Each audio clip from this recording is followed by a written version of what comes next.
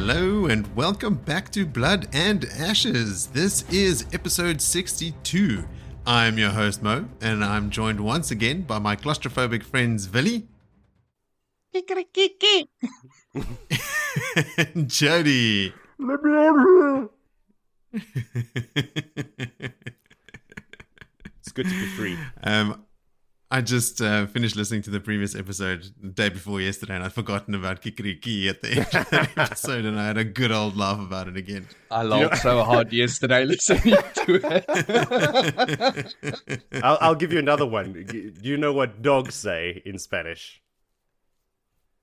Can't be better than no. Afrikaans. What do they say in Afrikaans? Die hond bluff. It's Oh, like, bluff. come on, bluff. Bluff, bluff. It's like, hey, is your dog violent? Nah, it's just bluffing.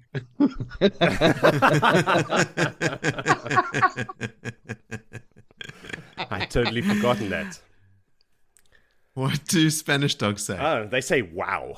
It's like they're always surprised. No. Wow. Yes, they say wow. But spelled with a G. G-A-U some, I don't know. I can't even spell it. Wow. It's like, wow. Now you're taking the piss, Joe. Serious. Like, wow, it's a cat. Wow, wow. Guys, look at cat. Wow. Incredible, man. The Spanish. They just, every day, something magical that comes from Spain. A special bunch of idiots. Gotta love them. Speaking of something magical, there's some magic that happens in this episode. I was like, magical? What could be magical? Oh. I was just like, what Fantasy series we're reading.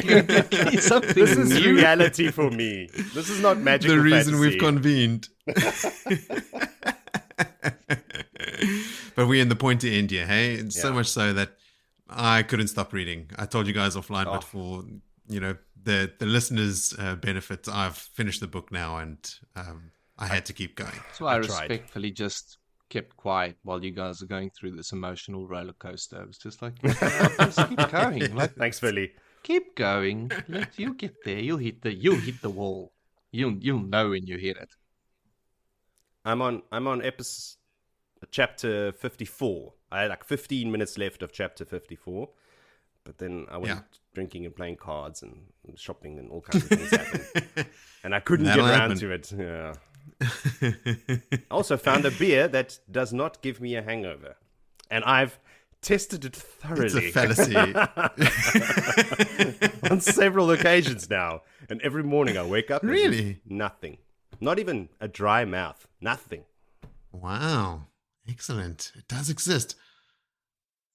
Yeah. The other night I had yesterday or something. I can't remember now.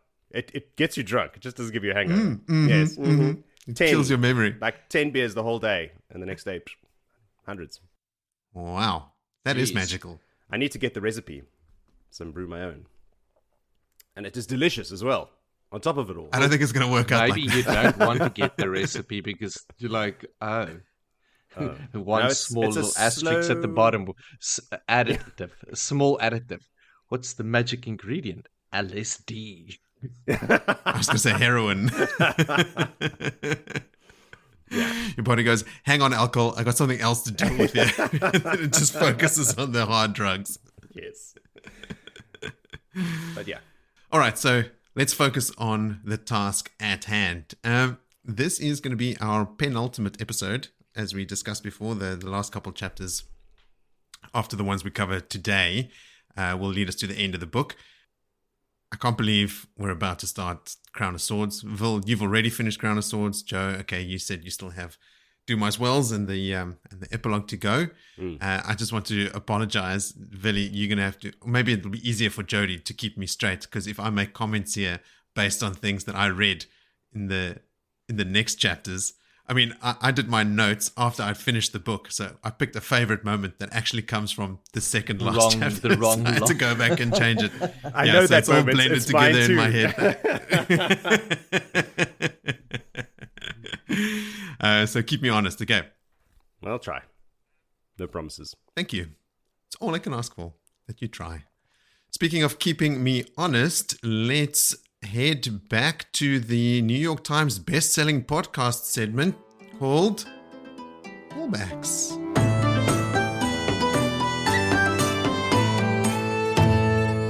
So, Robert Jordan's assistant that I had mentioned people ask for plot clarification and stuff is called Maria Simon, so I was right about her first name. She was the continuity editor and research assistant to RJ since 1996. She was a personal assistant to Harriet, Robert Jordan's wife and editor, obviously, and she's known for her poker face and extensive knowledge, leading to the Raffo variant, Maffo. Ask Maria and find out. Maria, ¿por qué?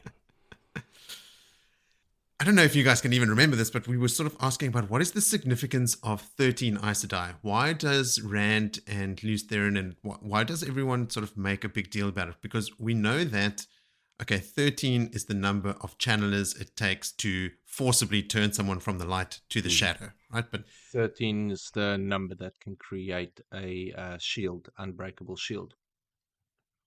Well, this leads me to my point. We've read here that when Rand and Lews Therin here, there are 6 Aes Sedai coming towards them. They're freaked out about it because they don't know that they can handle 6.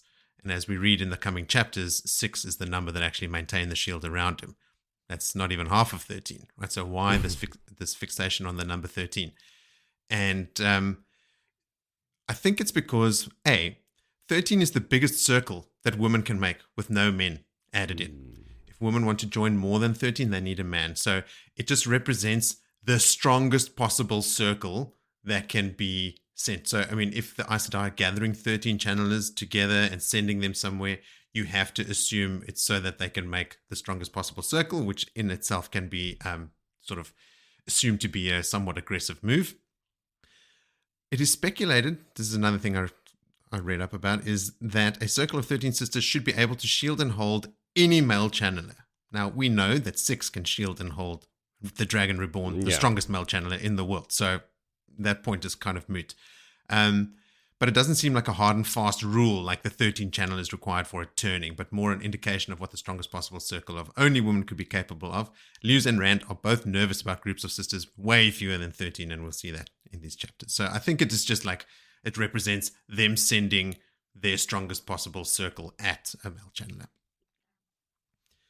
We sort of spoke about Nalessian and Lopen and Nerim, and I mentioned that Nalessian dies by way of Golem, and I just had to go double check that, and it is in the Rahad where Nalessian is killed by the Golem after they find the Bowl of Winds. Eventually, Lopen becomes Mat's servant after Nalessian dies, and Nerim actually goes back to Talmanes. So Lopen is the guy that Matt sticks with, or that sticks with Matt until the end. The Aiel clan chiefs are not privy to Rand's true plans for Ilion, so we were asking about whether Ruach knows the true plans. He does not. But speaking of Ruach, it is Ruach that is the one that tricks Matt into asking to play Maiden's Kiss while they are in the Stone of Tyr. And it's when Matt is sitting at the card table playing cards with the young lords, you know, when that bubble of evil attacks, Matt has a scrape on his neck, and he tells him he cut himself shaving. But that's when he thinks about he got that playing Maiden's Kiss. Okay. Still with the Aiel, I just confirmed because we sort of questioned it last time. Gaul is a stone dog. That is his warrior society. Sulan's fate is that she eventually joins Perrin, and her story does seem to fade into nothing, which is kind of sad. But she travels with Perrin quite a lot. Demira, the Aes Sedai that was stabbed by the fake Aiel in Caemlyn, is stabbed twice. They stab her twice and miss all of her organs still, like on purpose again. But she was well and truly set upon. Then we sort of, this is me being pedantic, true to form.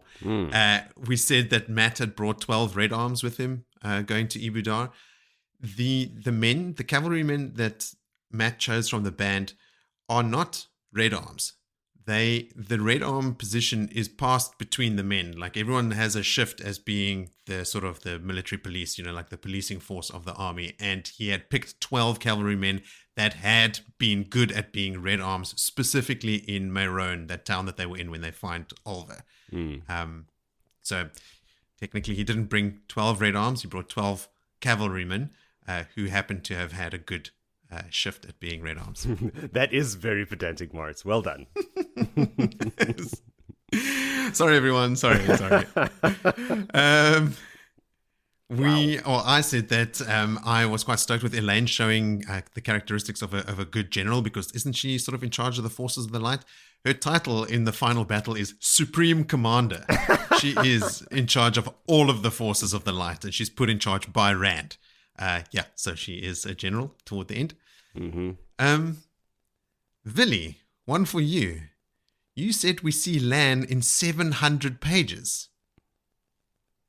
But 700 words, he meant. We see him in this episode. Or did you miss that? Blank stare.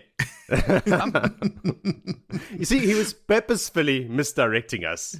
That's what he said. My callback here says, was this a red herring? Were you trying to keep it a surprise for us? Because it was, and it was great. So thank thanks. you. Yeah, I appreciated it. Well, in that case, yes, all of it was planned. Don't trust a single thing I say because I plant a lot of red herons. Because you plant them. Well, that's the only way they grow. Look, have you not seen a red heron? Everyone knows that herons grow in river They sand. grow out of a specific type of sand. Let's call it compost. Loamy clay. Yes, that. With a little bit of peat moss. Wow. Okay, this next one I am actually quite proud of because when we spoke about Perrin crushing that silver goblet in his hand, I'm worried when the pedantic guy says he's really proud of this pedantry. It's going to be a whole new level. Okay. we said, who else crushed a silver goblet in their hand? And I said, I'm pretty sure, wasn't it? We agreed it was Perrin, except I said it was Lan back in Feldara. And it was Lan in Feldara. I believed you then. Agelmar. And I believe you now. Hey! Oh, thank you. Thanks for the faith, Joe. So there's a quick summary from Tor.com that goes, as they're sitting in Feldara, as they begin talking, Agelmar entreats Moiraine and Lan to ride into battle with the soldiers of Feldara, who are to ride to Tywin's Gap to hold back the Trollocs. And when Lan inquires as to their chances, Agelmar answers that the civilians will be evacuated to the capital, and even then he seems worried that Felmoran won't hold either. And he explains that the Trolloc raids lasted all through the winter, which is highly unusual. Every city in the Borderlands fears that a great attack is coming out of the Blight and that it is aimed at them. So Shinnok cannot raise any help and will ride into the Gap to fight, even though they will be outnumbered 10-1. He begs Lan to ride with him, insisting that the banner of the Golden Crane of the diademed Battle Lord of Malkia will bring others to rally around it. And Lan is so distressed he actually crumples the silver goblet in his fist. And despite Agelmar's repeated pleas, he refuses. Wow.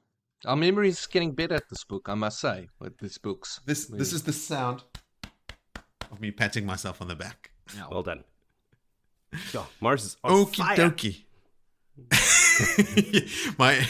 my energy levels are still high. The coffee is still coursing through my veins. I'm going to crash hard pretty soon. So if you see me nodding off behind the camera, just scream really loudly. I don't know. Whistle. Do something.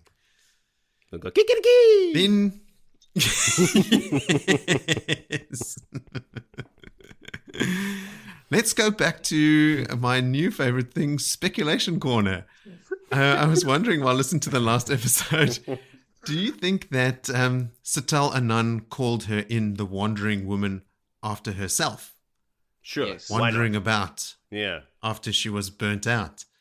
That little thought triggered me. I should go look at what was her history. And this is just a short little summary of what her little story was. She was the last Aes Sedai who regularly studied Terangriel, which nobody knew the use of. And in 973 New Era, she was discovered unconscious in her apartment, having been burnt out. She was unconscious for 3 days and had no memory of the week before the incident. Her warder had been killed by the shock of her burning out. Nobody ever wanted to have anything to do with any of the Terangriel she had been studying, and as soon as she was well enough, she slipped out of Tarvalon. And opened it in. That's how she ended up. As you do. And wandered for some years. And then I imagine. And married her. Now, who was... I hope one of you knows this question. Who was that other Aes Sedai that was last... Like every Terangriel was last studied by, and it was the same woman? The dream world. Cairhien and Nadal. Cairhien Nadal. There you go. Something like that. Yes. No. Right. Coirin. No, Coirin is one of the Aes Sedai that we are reading about now. She's leading the, I don't know. I Embassy. have got Aes Sedai names, surnames, like floating through my vision when I go to bed at the moment. I feel like for now, I'm sort of keeping a handle on it. It's the plates on the sticks are wobbling, but they're still up there. But now with like Bera and Karuna coming into the mix, and like more and more and more, like and they're names that I know I will read again because they sound familiar. It's quite a task to keep them all. When it comes to some of the because- Cairhien nobles, Yeah. I feel like I'm that plates is on that stick spinning. I'm Mhm. kind of getting my head around it. But if Don't we're worry, going to use the Colavia analogy solves of that problem for you. yeah, if we're going to use the analogy of plates and to the batch of Aes Sedai that we're moving Yes. into with all of this, have you ever been to a Greek restaurant? Mhm. The plates end up on the floor This is what the broken. plates look Yeah. like. That's Yeah. the plates of Aes Sedai that we're dealing with now.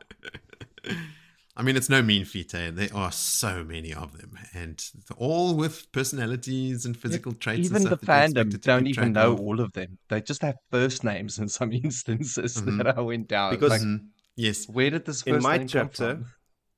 In my chapter, there's a new Aes Sedai. Her name is Merilel. And there's a Mirel, and now there's a Merilel. Just like with one extra Yes. RI. Like, what the fuck, Robert Jordan? Seriously? But anyway. that's the Aes Sedai and Ebou Dar, right? Like she's Shit, I advising don't know. Thailand. It's in my notes. I'll get to it today. I've got that one. That plate still spinning. I got that one. Alright. Okay, before we get to the good stuff, let's do a couple listener contributions. Jean writes in to say, sorry, but the sea folk don't seem to get any better, and Elayne doesn't really stand up for them in the way that we're hoping to see. Jean actually sounds quite down on the sea folk as a whole and thinks that Robert Jordan let that storyline get away from him without tidying it up properly. And I can not remember any specifics, but I know that they've also sort of they loom and they walk around. Eventually, the Windfinders are walking around the palaces and all just glaring at people. And then there's the big thing about the bargain and everything, but they don't really add a lot to moving the story forward. I know that they have, and I don't remember her name now, and this is not a callback or a pin or anything. We'll read about it when we get there. But they've got one channeler between the Windfinders that is stronger than Nynaeve. And she becomes quite active with the group later. Like Nynaeve, I think, takes her under her wing, or some of the characters do, and she's pulled into circles and stuff. This But yeah, Chandler's stronger than Nynaeve. sea folk is maybe just sort of like a backup plan for if things need to get traveling over water. Like he's like, oh, maybe we take the Seanshan to a sea battle. Like how would Rand or someone fight the Seanshan on the ocean? So maybe there was like a plan to have an easily ready fleet that have their own prophecy that could go to naval warfare, and then they got like, it's just let that die. Built it up It's too for 10 big. Like, books and then went, we nah. can't have another naval battle worked in as well along this. Let's not use them. They are silly people. And Moritz, I'm just gonna ruin your. I'm gonna put a pin in it because I believe that in the palace there's that one that channeler walking around that's stronger than Nynaeve is actually a rescued Damane and not a Windfinder. That old one. She's been a Damane for like we've spoken about her before, and I think she's the one that's stronger than Nynaeve. Okay, maybe that's it. Olivia? Something with an A? Olivia Newton-John. Yes, we've spoken about this. Olivia. This is all coming back to me now. Oh, fuck. It's going to come back to you next week after I do this callback. It sounds like I'm going through a little bit of deja vu with all these names, but yeah, we'll deal with it. Let's see. Oh, Ashajan also said that we seemed really perplexed with Rand's emotions over Min, and I think it may be a cultural thing there. It seems to me that the Two Rivers folk are supposed to represent classical Americana, much as the Hobbits are supposed to represent the best of all things English. And until you live here, Ashajan saying, but in the south or middle of the US, so essentially in the Bible Belt, for some time you just can't understand how oddly conservative they are. And the Two Rivers folk are very puritanical in their culture. So Rand, who thinks he must be a lecher for wanting two women at the same time, simply cannot conceive of wanting three. So he's trying to friend zone Min. That's Aisha Jan's read on Rand.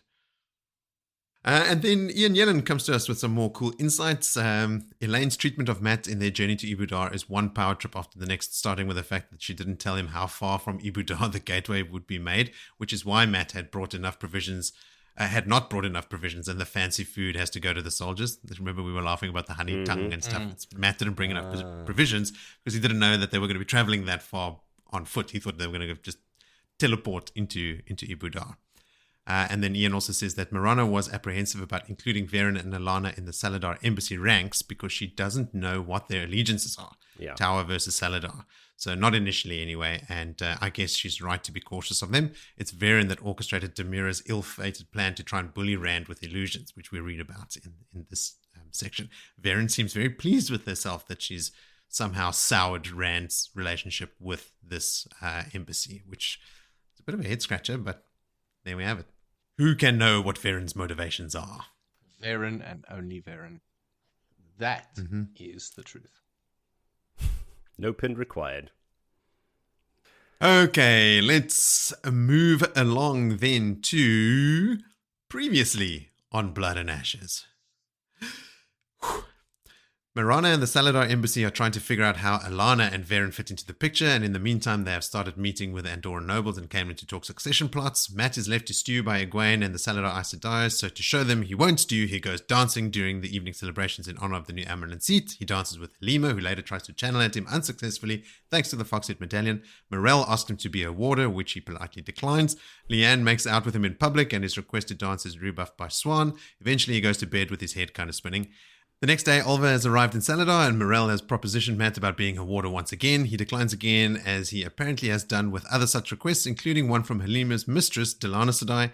Mat is summoned to meet Egwene, where he is told to either leave Salidar or accompany Elayne and Nynaeve to Ebou Dar. He chooses the latter, and the next morning picks a couple members of the band, including Nalessian, Vannon, and Olva, to accompany Elayne, Nynaeve, Tom, Julian, Begita, Vandine, Adelaus, and Vandine's warder, Jaem, to Ebou Dar via a gateway. Before leaving, he notices Egwene looks alone among the Aes Sedai, so makes a big show of giving her due respect. He also instructs Talmanes to follow the Salidar forces if they set off, but not too closely to cause alarm. Perrin and his squadron of Two Rivers bowmen, armed Tinker and smattering of Aiel, arrive at Caemlyn and goes directly to see Rand. Rand immediately asks him to go to Tyr, but Perrin is reluctant. They catch up before Perrin meets with his in-laws in a weird dance of Saldaean dominance and submission. Min has a viewing of Perrin saying that there will be 2 instances where Perrin needs to be near Rand or else Rand will die. Demira Sedai is set upon in Caemlyn and is stabbed by men disguised as Aiel, apparently to send a message falsely attributed to Rand, but it in fact was orchestrated by Paden Fane. Meanwhile, Mat and co arrive near Ebou Dar and ride a couple of days toward the city. Along the way, the Aes Sedai try to study Mat's medallion, but when he refuses to hand it over, they decide to just channel at him constantly and eventually throw horseshit at him. Nice. Elayne is also constantly advising and commenting on how Mat manages his troops, much to Mat's annoyance. When they arrive in Ebou Dar, the party sets off for the palace where they will take rooms, but Mat instructs his men to settle in an inn called the Wandering Woman, run by Satel Anan, who we know is an ex-Aes Sedai. Before Mat chooses his inn, the dice are rattling in his head, and when he chooses the Wandering Woman, they stop. Which brings us to today's first chapter. Chapter 48, called Leaning on the Knife. Can I lean on you for a quick summary, please, Jody? Very nice. Is Satel Anan an ex-Sedai, should we just say? Yes. All right. Leaning on Nynaeve, because this is the accent they have down in the south. We start with Nynaeve, who is in her default emotional state, irritated. Something to do with Tom and Julian in the servants' quarters, and the rest of them have, rooms in the palace. And I was thinking, I'm already going to digress one sentence into this. I was thinking how far they've come. Like, just a year ago, you were a redneck in a backwater town, and now you're upset that your manservant has to sleep with the other servants in the servants' quarters in the palace that you're in while you're chatting to the queen. Like, get in. I have the same note, because she calls her room in the palace a pleasant room. She's really a bit uppity. It's got a big 4-post bed and, painted ceilings. Yeah. It's like you were sleeping in a hay bale, like last year. Come on. Yes.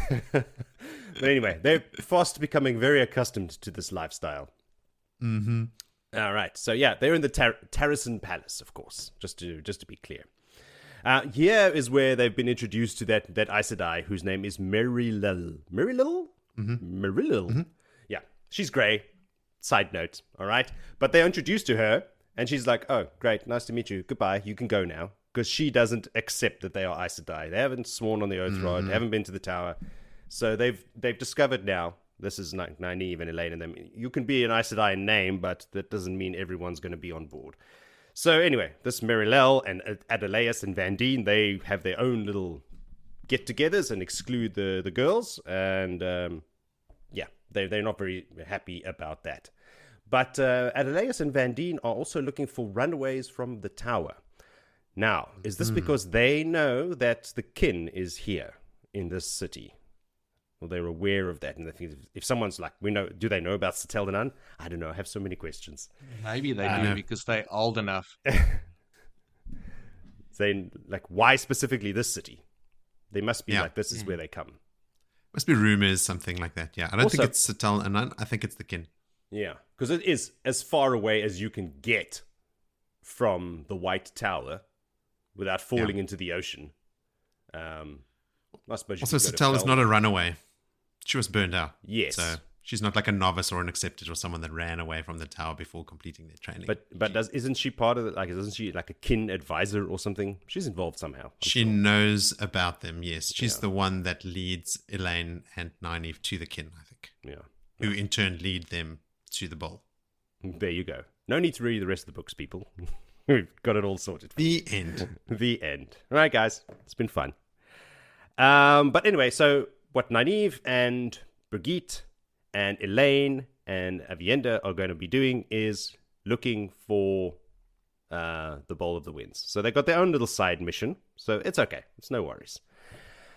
They decide that they're going to get some of those Ebou Dar dresses. They got to blend in, and they do actually. These infallible disguises are getting much, much better now that they know how to invert weaves and mask of mirrors and all of that shit. They can't do it for dresses, apparently. That doesn't work.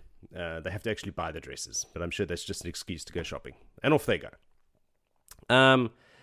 Yep, it's at this moment when they're all discussing what they want to be doing that a servant comes to bring them to the Queen, because the Queen wishes to see the 3 Aes Sedai that are at the inn.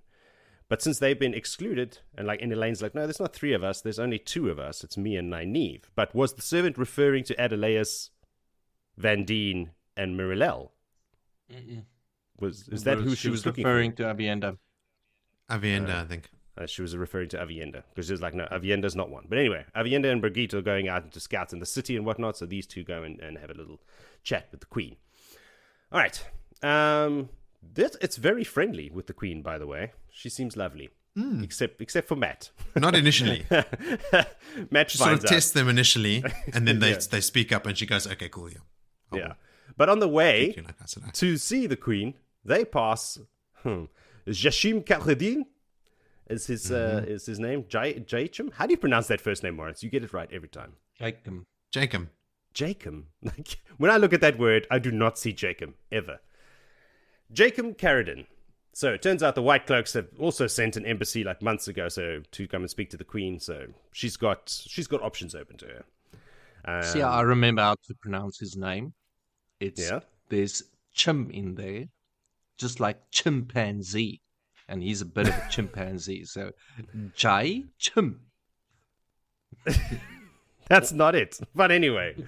That's not what I said. That's not what I said. All right. So, Jai Chimp. He's there. So, White Cloaks are in the mix as well. Aren't they always? So, anyway, they go and they meet the Queen, who also, at first glance, is like, I don't think you guys are Aes Sedai.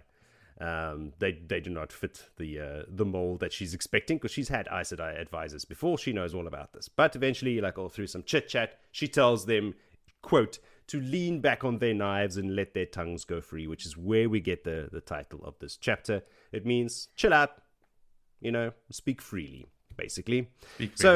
Speak freely. Do not lie. So, yeah. Yeah, they speak a bit too freely for my liking. So I was like, whoa, you've just met her. Just take it easy now.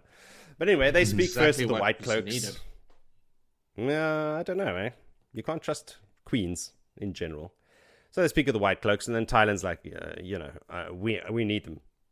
Because she's got plans for her son to come and take the throne after her when she dies. And there's always a battle for the throne. Like, the thrones do not change hands peacefully in this part of the world. So she's going to need an army, and she does not have one. So she needs the White Cloaks. It's like, don't make deals with the devil. But anyway. And Elayne then just tells her, like, we're looking for the Changriel, and just gives her everything that they're there to do. The Queen likes them and likes their honesty, and it's quite refreshing because she's had a previous advisor or something called Kavandra who has left, and she's just stoked to be able to chat just freely with some Aes Sedai back in the fray. By the way that the girls describe what they saw in Cairhien Rand about the Bowl of Winds, the Queen says, like, yeah, that's the Rahad, the worst place in town. If you've got to go there, be very, very careful. Like, stay safe. So they're like, okay, cool. So they leave. The chat is over. Also on their way back, while they're busy walking back to their apartments, Elayne makes a bet with Nynaeve, like, in 10 days we'll have this Tangriel and we'll be out of here. It'll be done and dusted. And that's how the chapter ends. But yeah, that's obviously not going to happen. So basically, short chapter. White Cloaks are in town, chatted to the Queen, not really Aes Sedai. Everyone's on their own little missions. Yeah. What did I miss? The end. The end. Nothing consequential. I've got little bits and pieces here that I thought was amusing or kind of cool. Yes, let's cover the amusements. Let's now come over with the fine tooth comb and really pick out the nits of importance. the nits of importance. Can you tell I have small children? Birgitte has spilled the beans to Egwene. Nynaeve thinks to herself, Egwene had become impressively forceful during her time with the Aiel and didn't suffer silliness. So Birgitte has told her that she's Birgitte from Cairhien Rand and the Birgitte of legend. So she's actually come clean. Nynaeve thinks to herself that Birgitte had returned from Egwene actually looking chastened. Wow. That's impressive. Yeah. And we read, I think in these chapters, or maybe again in the next couple, Egwene refers to herself as only 18. So she's still 18. We find out a lot about ages in these few chapters as well. Like Berelain, Tylin's youngest son, is Elayne's age. And he's so young that when he's introduced, like, you can see, like, just trying to dodge and get out of there. Like, don't have time for this, Mom. So I'm going to go play cars down by the harbor. I think he and Matt get along.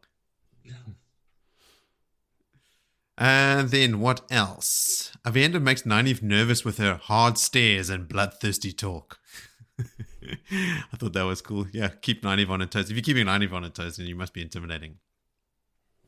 When Nynaeve mentions to Elayne in Avienda's company that Matt had threatened her, Avienda starts fingering her knife, and Nynaeve has to say, not like that, because Avienda's ready to take a knife to Matt, who she knows is Rand's friend and killed Couladin, and like is this guy of great honor. Avienda's ready to take a knife to him because he's threatened Nynaeve. It's Adelaide and Van Dien doing all the channeling at Matt, and Nynaeve was actually pissed about it.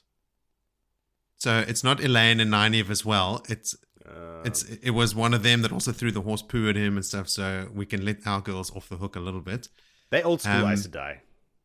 They are. Yeah. Nynaeve was pissed about them channeling at Matt without permission, but I can't tell if the permission Nynaeve thought they should seek should come from Matt or herself. I'm guessing the latter.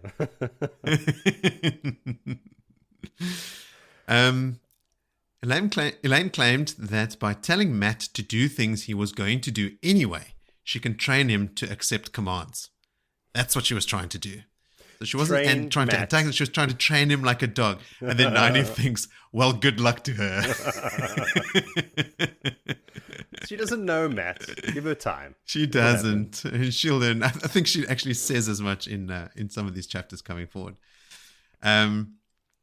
Avienda's face lights up at the mention of her and Birgitte exploring the city, and I'm sure they'd make great friends, Birgitte and Avienda. Yeah. But I can't remember how their relationship evolves because they would have to spend quite a bit of time together. Because I think not Birgitte, but Avienda and Elayne spend quite a bit of time together now, going forward, so that they become near sisters or first sisters.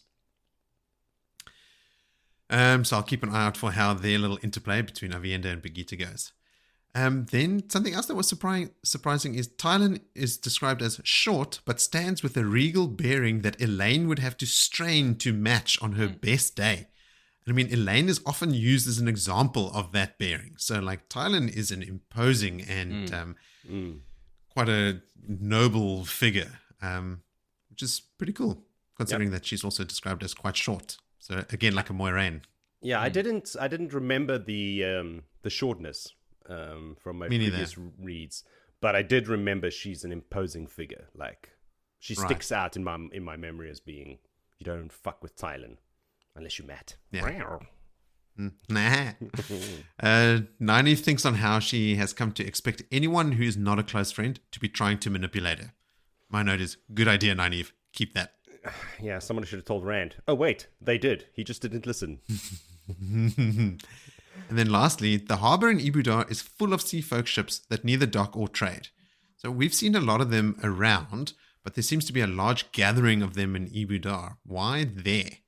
Is it just like the closest port to the sea folk islands down south? Yeah, Elayne would also be. But yeah, avoid Elayne. yes.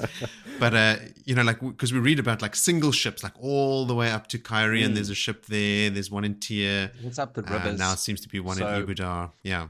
All up the rivers, there's a single ship, but this is ocean-based. Yeah, up to Cairhien, up the river from past Tyr, all the way up the river to Cairhien, a single ship has gone. But here's a large gathering of them. It's like a lot of sea folk ships together. So they must be expecting their Coromur to make an appearance soon. Yeah, also, I think that the oceans, maybe they've been on the west coast and they've been pushed this way by the Seanchan. Seanchan are around. They've been capturing a lot of sea folk ships and there's a lot of shit happening on the water. So they're like just like getting into some safe harbor, maybe. Maybe. Okay, well, that was all I had for that chapter. Anything from you, Vil? Nynaeve, 26 winters. So she is 26. Elayne and Egwene both only 18 winters. So youngsters. Very, very young. Yeah. And Amerlin Seat. Chalton. Running from the tax collector. Birgitte speaking about her old memories. Yes. I'd love to know what a Chalton is. It sounds very interesting. I thought you were going to tell me. No, I mean, this is a memory from the past, but it could be something good. I can. I'm sure it is. Maybe ask Maria. Write something about it. Maria. Okay, so then the next chapter is chapter 49, called The Mirror of Mists. Please part the mists and lay it out for us, Villy. Rand will smash the mist. I'll give him the honors. Okay, but Rand Althor / Luce, or as I like to say, Lewis Theron, in his head point of view. As we like you to say, Lewis. Yes, Lewis. And they are in Caemlyn. Now, I know this is really confusing, but we've got to keep our heads in line now because we're dealing with plenty of Aes Sedai and plenty of places and plenty of things. And plenty of cities starting with the letter C. One red herring in and amongst them, all of it. All right. Okay. Jovial start, Rand and Perrin smoking pipe. They are kicking back, and Rand is asking Perrin whether he is still sure about his decision. So somewhere along the line, the Tyr request has now sort of gone down to, no, I can't do it. We assume. We don't really know. It's all off-page stuff.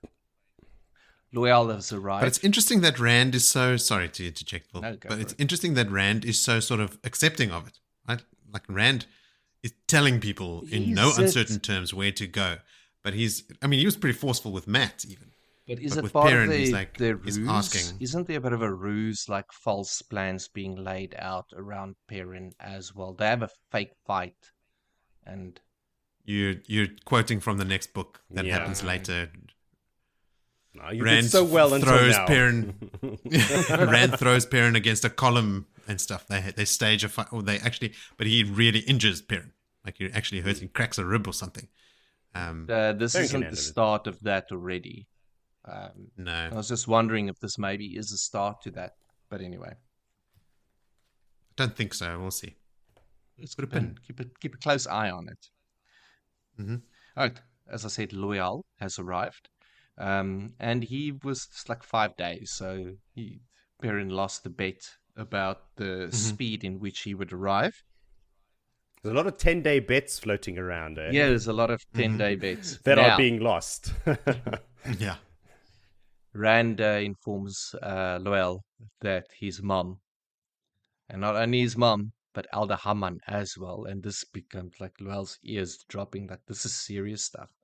And then that there's a lady with him, Aerith, and that tickles the fancies of Loial, and he even touches down to his pocket, where no doubt Rand thinks he's got the flower that Aerith put in his hair when That's he cool, met yeah. her at Steading Tofu, and it's so it's kind of like, oh, everyone's really pretty, like a little bit of chat.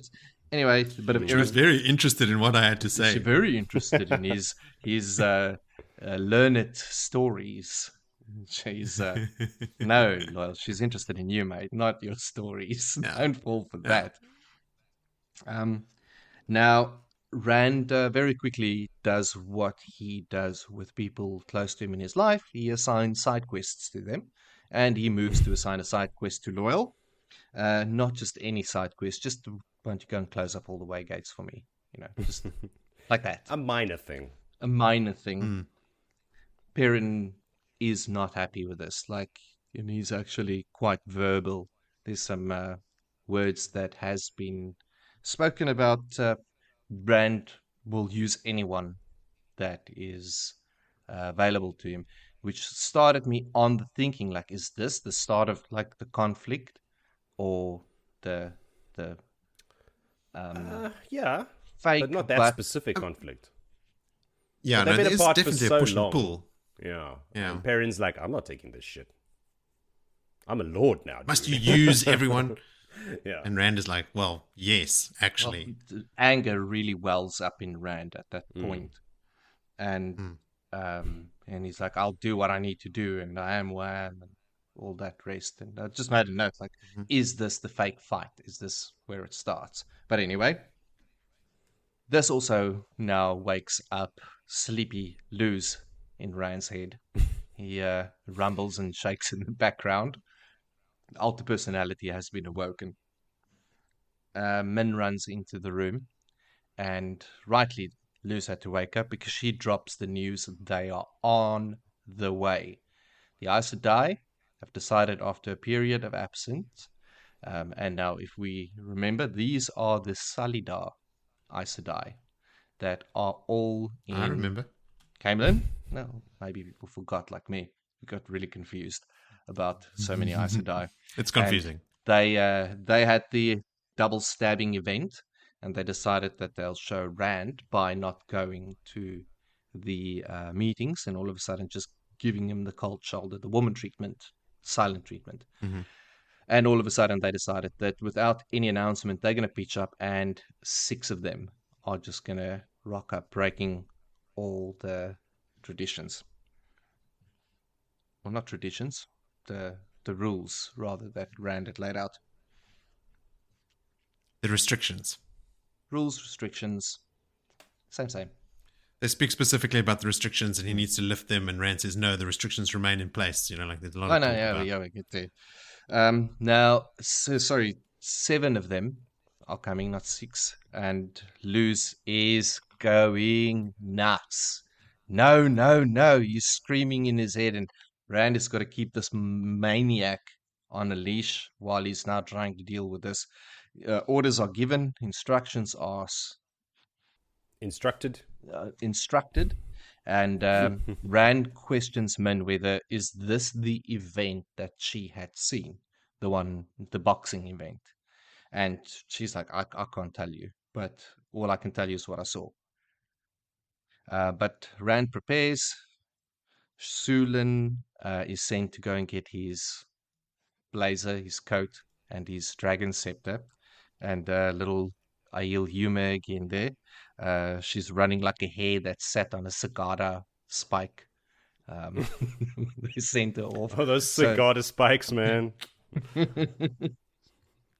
now, Rand also said to the maidens, I need a honor guard to be in the Great Hall receiving. And they quickly assemble 100 maidens. So 100 maidens, everyone's ready. The show's about to start. And in comes the Aes Sedai, unannounced into the Grand Hall, or rather, kind of announced. But anyway,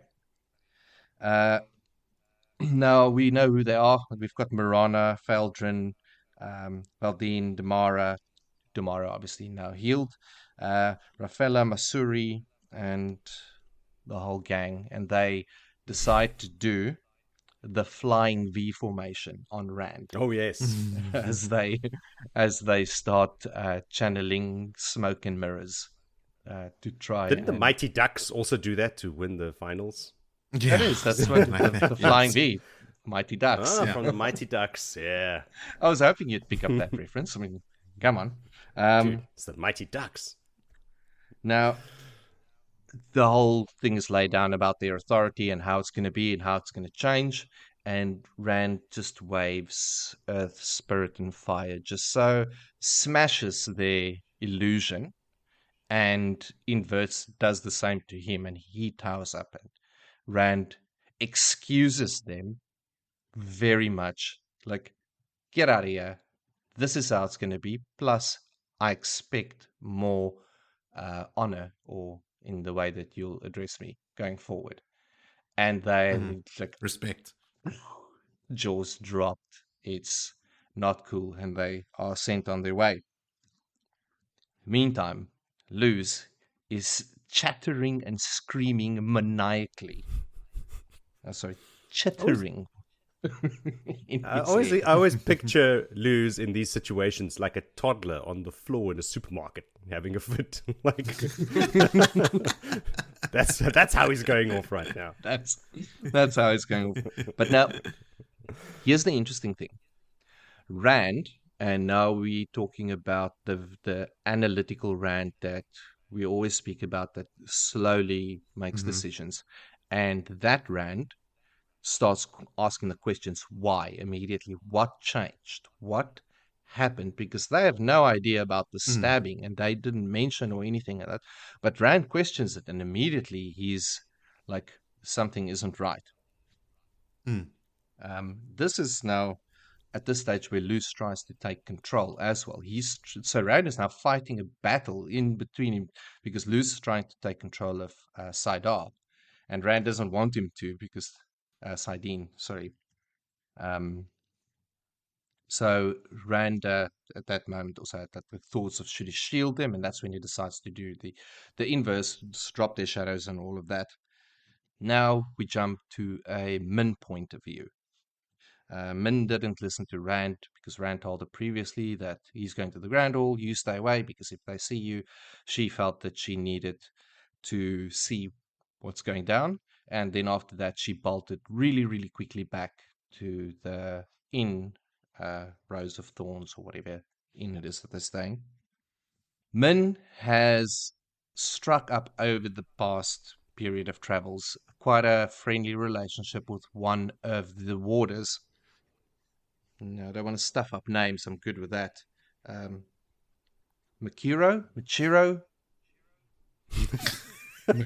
For someone that doesn't want to stuff it up, you're putting in a low effort. Albert.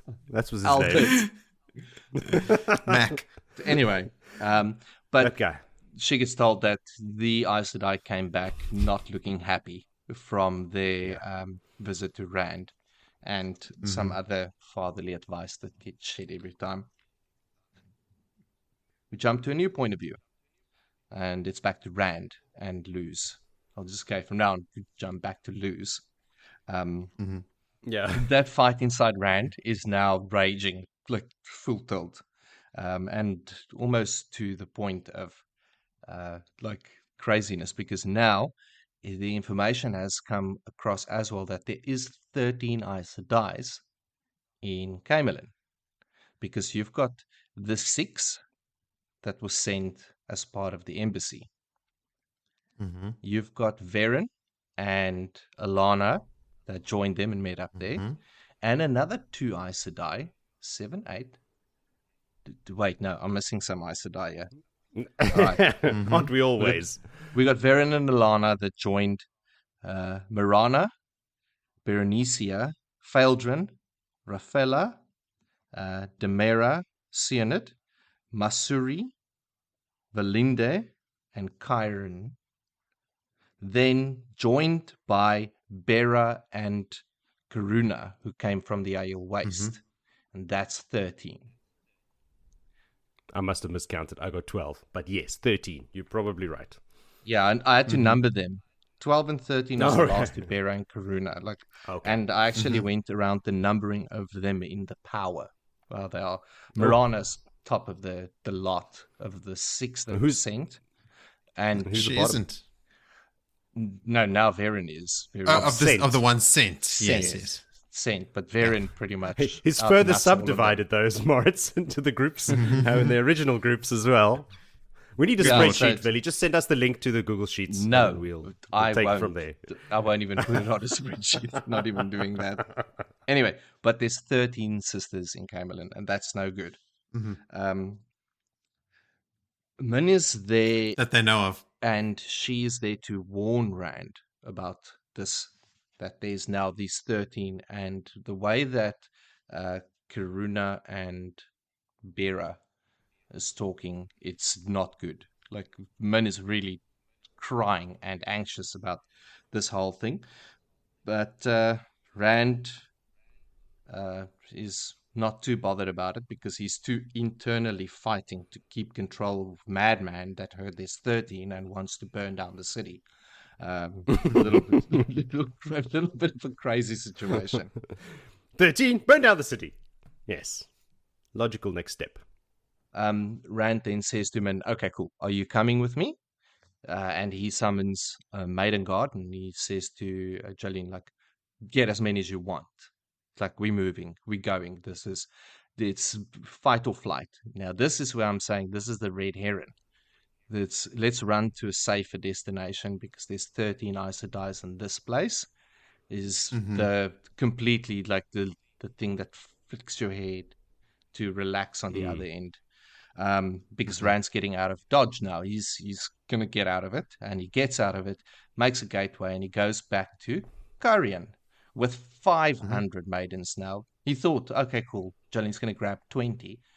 Maiden style, she grabbed 500. Just make sure. Grab a half a fist. Is it fist 100 or 1,000? I can't remember. Is it 1,000 a legion? Ask a Trolloc. Fist is Bigger fist was 100. 100, yeah. Fist is 100. 5 fists. 5 fists. Like, let's not go overboard. Don't let the Aiel hear you using Trolloc terminology for their warriors. Yeah, no, Shadow Spawn. They won't be happy, but then again, I'm a dark one. I am a dark friend. I am the dark one. Yes. He is the dark one. Do the math. Slipped out. You heard it here, folks. The letters need to be written, obviously, before they all depart. And all of a sudden, everyone has got letters to write. That now that Rand had summoned Sulin to bring ink and quills and paper, they are all writing letters. Loial is writing to Erith, his future wife, probably sending her poetry. You've got, I didn't even write down all. The most important letter that's being written is the letter that Rand is penning to Mirana. You call it penning or quilling? Good question. We'll go with quilling. Quilling a letter to her. They don't have pens yet, so. And even in the writing of the letter, there's 2 people that's writing the letter. The Rand that starts off somewhat respectfully and ends so angry that the quill tears the paper, and that's where Luz have taken over the writing of this letter. But basically, they all spread the news that they need to because they're getting the hell out of Dodge and they flee Cairhien. Point of view, Mirana. To Cairhien. to Cairhien. They flee Caemlyn. They flee Caemlyn to Cairhien, yes. Mhm. Mirana then reads the letter of all of this, and they aren't stoked. And this is where Perrin steps up and steps in and sort of lays down the law. Like, what the fuck did you expect? These two nitwits pulling here, bringing our number to 13. What did you think? The man channeler Dragon Reborn is going to hang around for 13 Aes Sedai in the same town? Like, what did you think was going to happen? Anyway, that happened, and end of that Shadows and Mirrors chapter, because I don't want to spill into my next one. Mirror of Mists, even. Yeah, Shadows and Mirrors. Shadows and mirrors, yes, exactly. What you got, Joe? No, I'm just that whole letter writing sequence was just like, what the fuck? Like, everybody, let's go. Okay, now everyone stop for 20 minutes while we all write letters. And sometimes multiple versions of the letter. Yeah, right, crumple up. Crumple up. Loial wrote a letter to her parents. To Rand wrote a letter. This one wrote a letter. I mean, Rand wrote like 20 letters or something. Then he wrote like a bunch of them. Yeah, They like were- way too many letters. Yeah. I can imagine all the like maidens waiting there, like ready, veiled, like where are we going? No, we're writing letters now. letters. Just See you settle guys down. later. That's so For- ridiculous. A book series that has got Yeah. the traditional bad information spreading. Maybe this is overcorrection of like, okay, cool. Maybe they should like send letters. Like, how are we going to send these letters? They didn't think it through, like the mechanics of how these letters are going to get delivered. Yeah. But okay, cool. Davram and his wife Dira will probably get the letter from their daughter because it's the same city, so it will be left on a mantelpiece for them. Like, dear Dad. Well, Rand is leaving Caemlyn where he has not left anyone in charge. In Cairhien, he's got Berelain and Ruach sort of running the show. In Tyr, he's got the High Lord sort of like keeping things for him. In Caemlyn, Rand has got Davram. He's got Davram, yeah.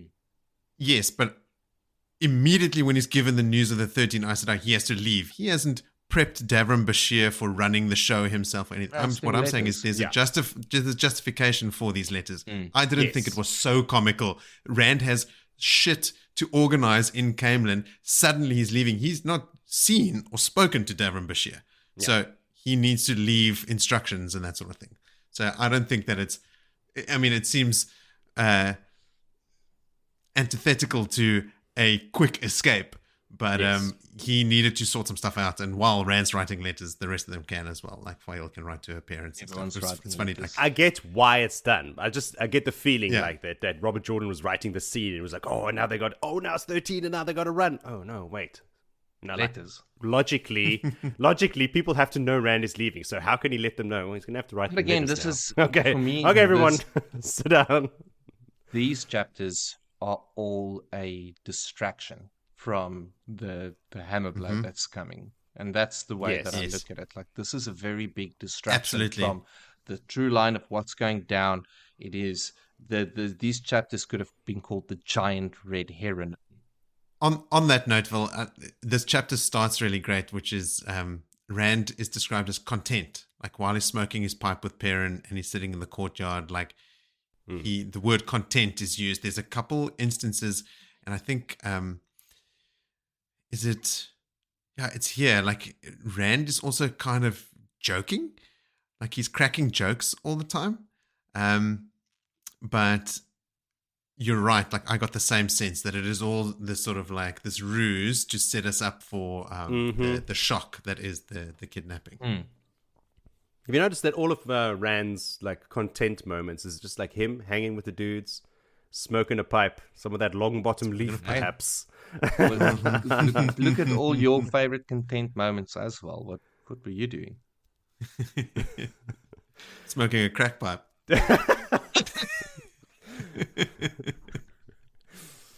Yeah. Oh wait, Christina listens to this, right? Yeah. No. She smokes all the crack. Doesn't leave anything for me.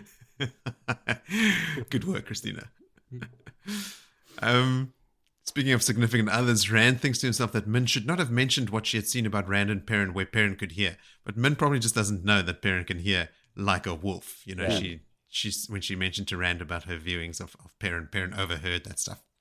Yeah, like when they're sitting chatting, Perrin turns and looks down in the dark hallway, and everybody's like, "What the fuck are you looking at?" Yeah, and he could hear them coming a mile away. And a couple seconds later, you can hear footsteps. Yeah, and it's like, "Oh, I don't know."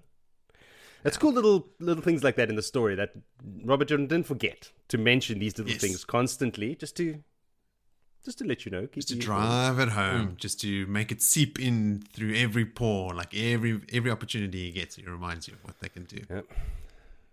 But Perrin, speaking of him, Perrin chokes on his pipe when Loial says to him, "You can smile, Perrin. Faile does everything you ask." Perrin starts choking on his pipe. And then the jokes I was talking about is like, Rand is full of jokes because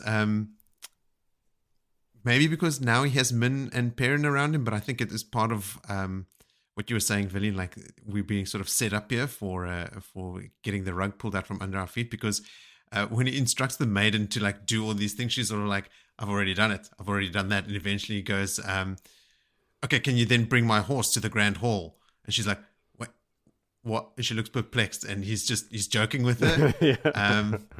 Because she's done everything else. And then later when Elayne compliments Rand on how he handled the Aes Sedai, he jokes with her and he goes, "Perhaps that's the way I should handle the wise ones as well." To which she responds, "Don't be a complete fool, Randolph." But Bale is in the corner chuckling about it. And then Elayne sort of gives him a wry look. Rand's Ahil. He's got that Ahil humor down. And he's quipping, you know, he's joking the whole time. It happens again. There's a funny scene we'll get to, but like with Sulin trying to put his jacket on him and he's hopping around on one leg and she's trying to force the jacket onto him, you know, like it's comical, and it's just before we get our hearts broken. God, I love Sulin. So Bera and Karuna are two names that I definitely recognize reading a lot. I don't know if you guys remember them. Yes. Now, Bera and Karuna were actually sent from Salidar to the Aiel Waste before the embassy was sent. Before the time. One Rand was still out there. Exactly, to go contact him out there. But they caught word of him being, and that's why they've come back to Caemlyn now. And they never even made it to the Imagine how West. pissed off they must be. Like, they were halfway into the Aiel Waste when they had to turn around. Like, fuck, he's not here. Maybe that's why they all wrapped. They just got there and they're like, "This fucking guy."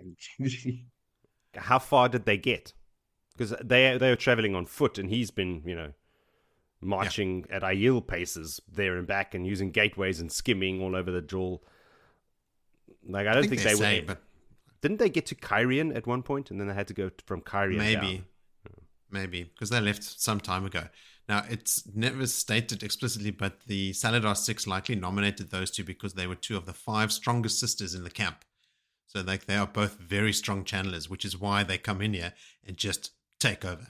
Marana, Varen, everyone, sit the fuck down. Now we're going to tell you how things are going.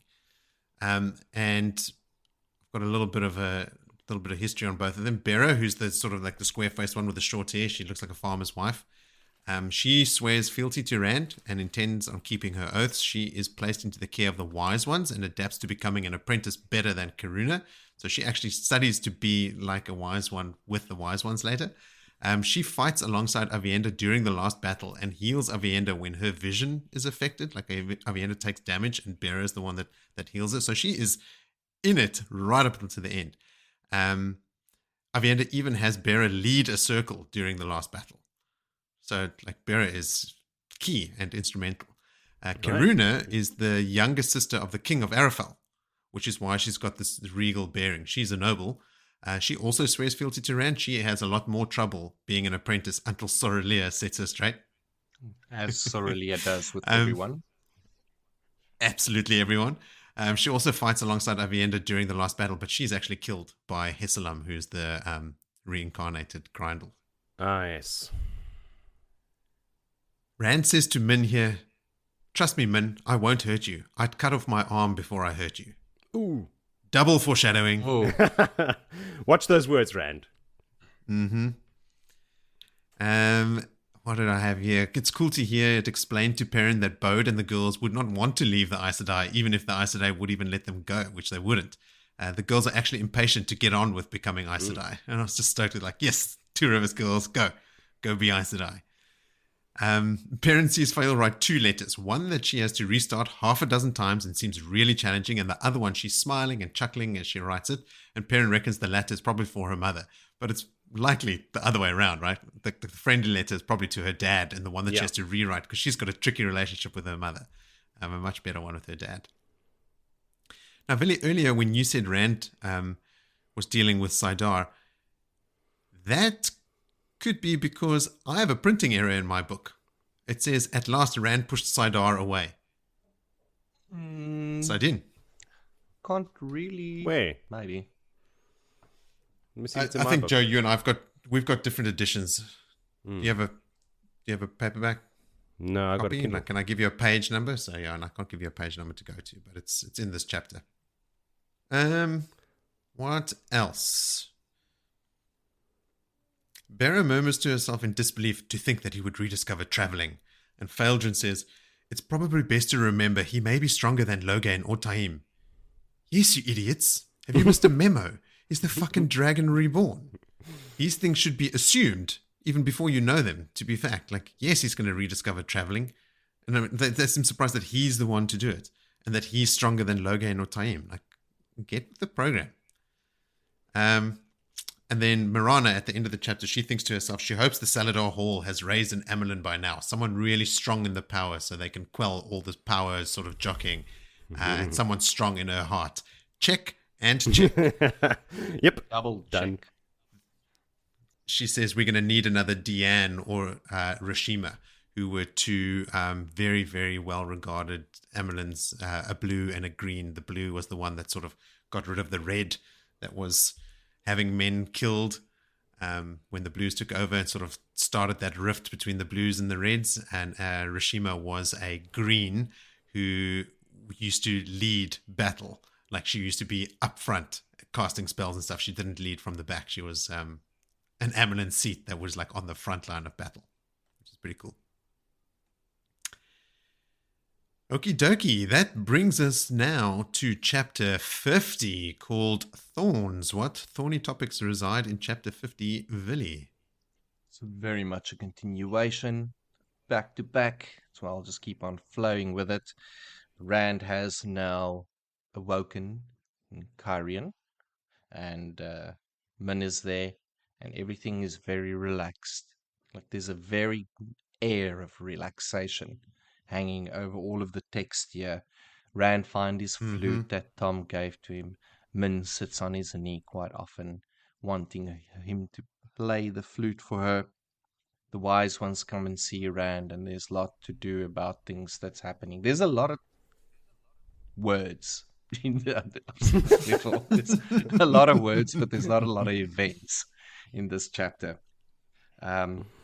Min has a couple of viewings. She has a viewing of Lady Colivia, who ends up getting hanged. Well, we know how she gets a comeuppance.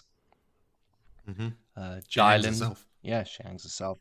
Dylan stabbed with a knife, and All these viewings are end badly for these people. now Rand he's into his normal fitness routine again. Now that he's back at his other home, he plays the sword with Lan. Min's always there to watch, and has taken up. Lan? Oh, sorry. Plays the sword. He plays the sword Nothing with there. someone. I'm just so used to him always working the sword with Lan that was just the muscle I think memory. it's just But yes, random dudes. he has got some men that he's working the sword with, and then he does hand-to-hand combat with Baal.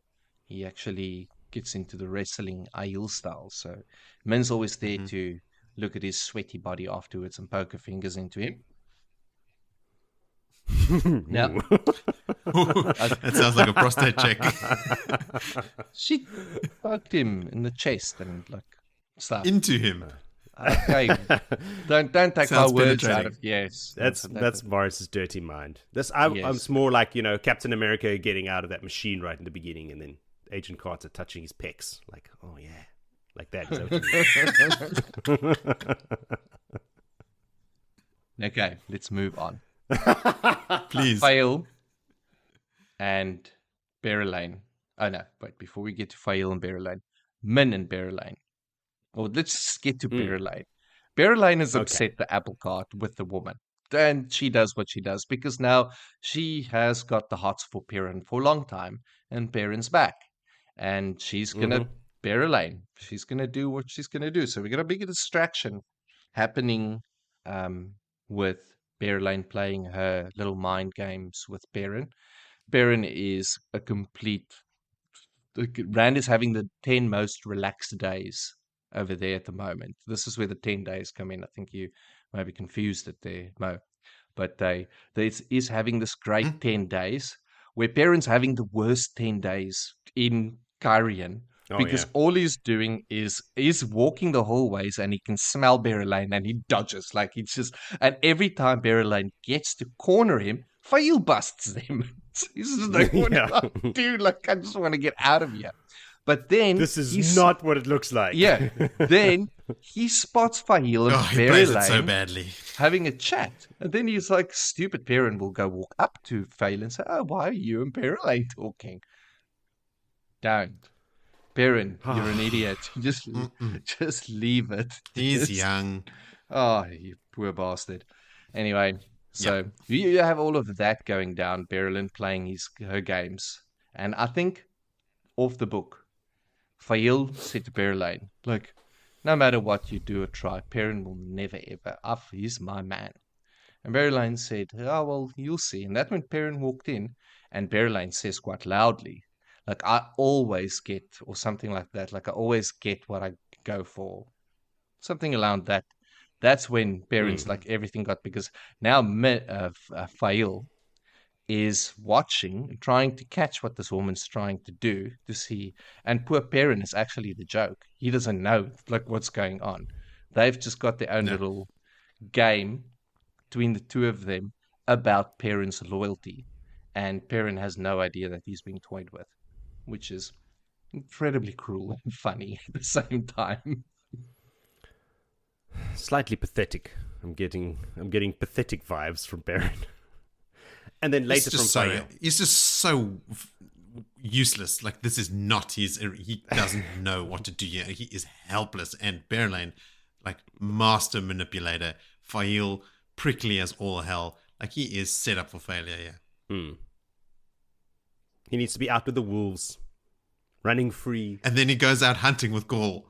Yeah. And Gaul's like, what is he saying? Are you going to hunt bats by the light of the half moon? And Perrin's like, oh yeah, shit, you can't see like a wolf. I guess we have to go back. Oh, damn it. Shit. If we have a rundown of all the little events that's happening there, Berelain did warn Rand about the Tower Aes Sedai. A little bit of foreshadowing. Dropped in very casual, like, oh, careful of these Tower Aes Sedai. Nothing said again. Min demands money for outfits and proceeds to have even tighter yoga pants manufactured and crop tops that she will be wearing around the palace while she rides a knee on Rand's lap. It's business as usual. Rock is still not happy about the young Cairhien nobles playing a Giotto, but there has been no murders, luckily. Savannah has been spotted in the city, but Rock lets Rand know, can't just go and arrest her. She's playing at Wise One, and this is just how it's got to play out. Like, she can do it. And the other Wise Ones accept her. Yeah. So, as far as everyone else is concerned, she is a Wise One. So, the Berelain Faile situation that keeps playing out now through all of this. There is an instance where Berelain did get close to Perrin, and she touched him in the face, and Faile walked in on the two of them. Now Perrin can smell the jealousy and the fear and everything else, but no words from Faile. But that night, she marks him, like bites him, scratches him, and says to him as much, like, now you clearly marked. Yeah, it's described as scratches furrows in his shoulders. Furrows. Ugh. Yikes. Wow. Hey, We're not yet a kink shame, if that's their thing. Yeah. Freaky dickies need love too, Liz Lemon.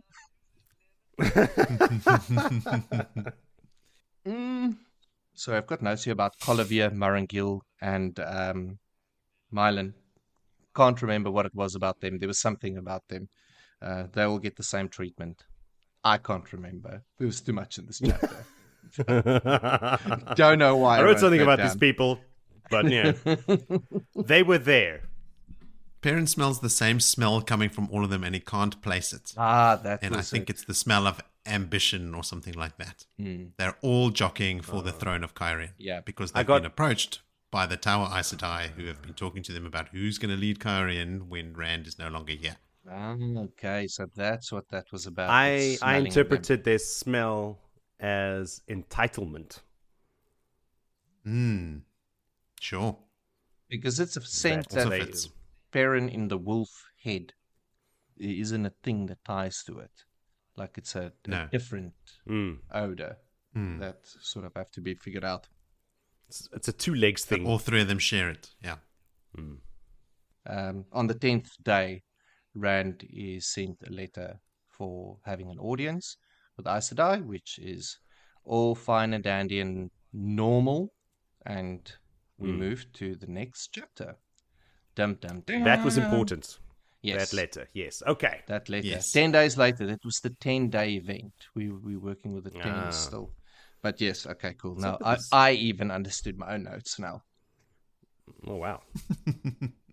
Makes Well one done. of us.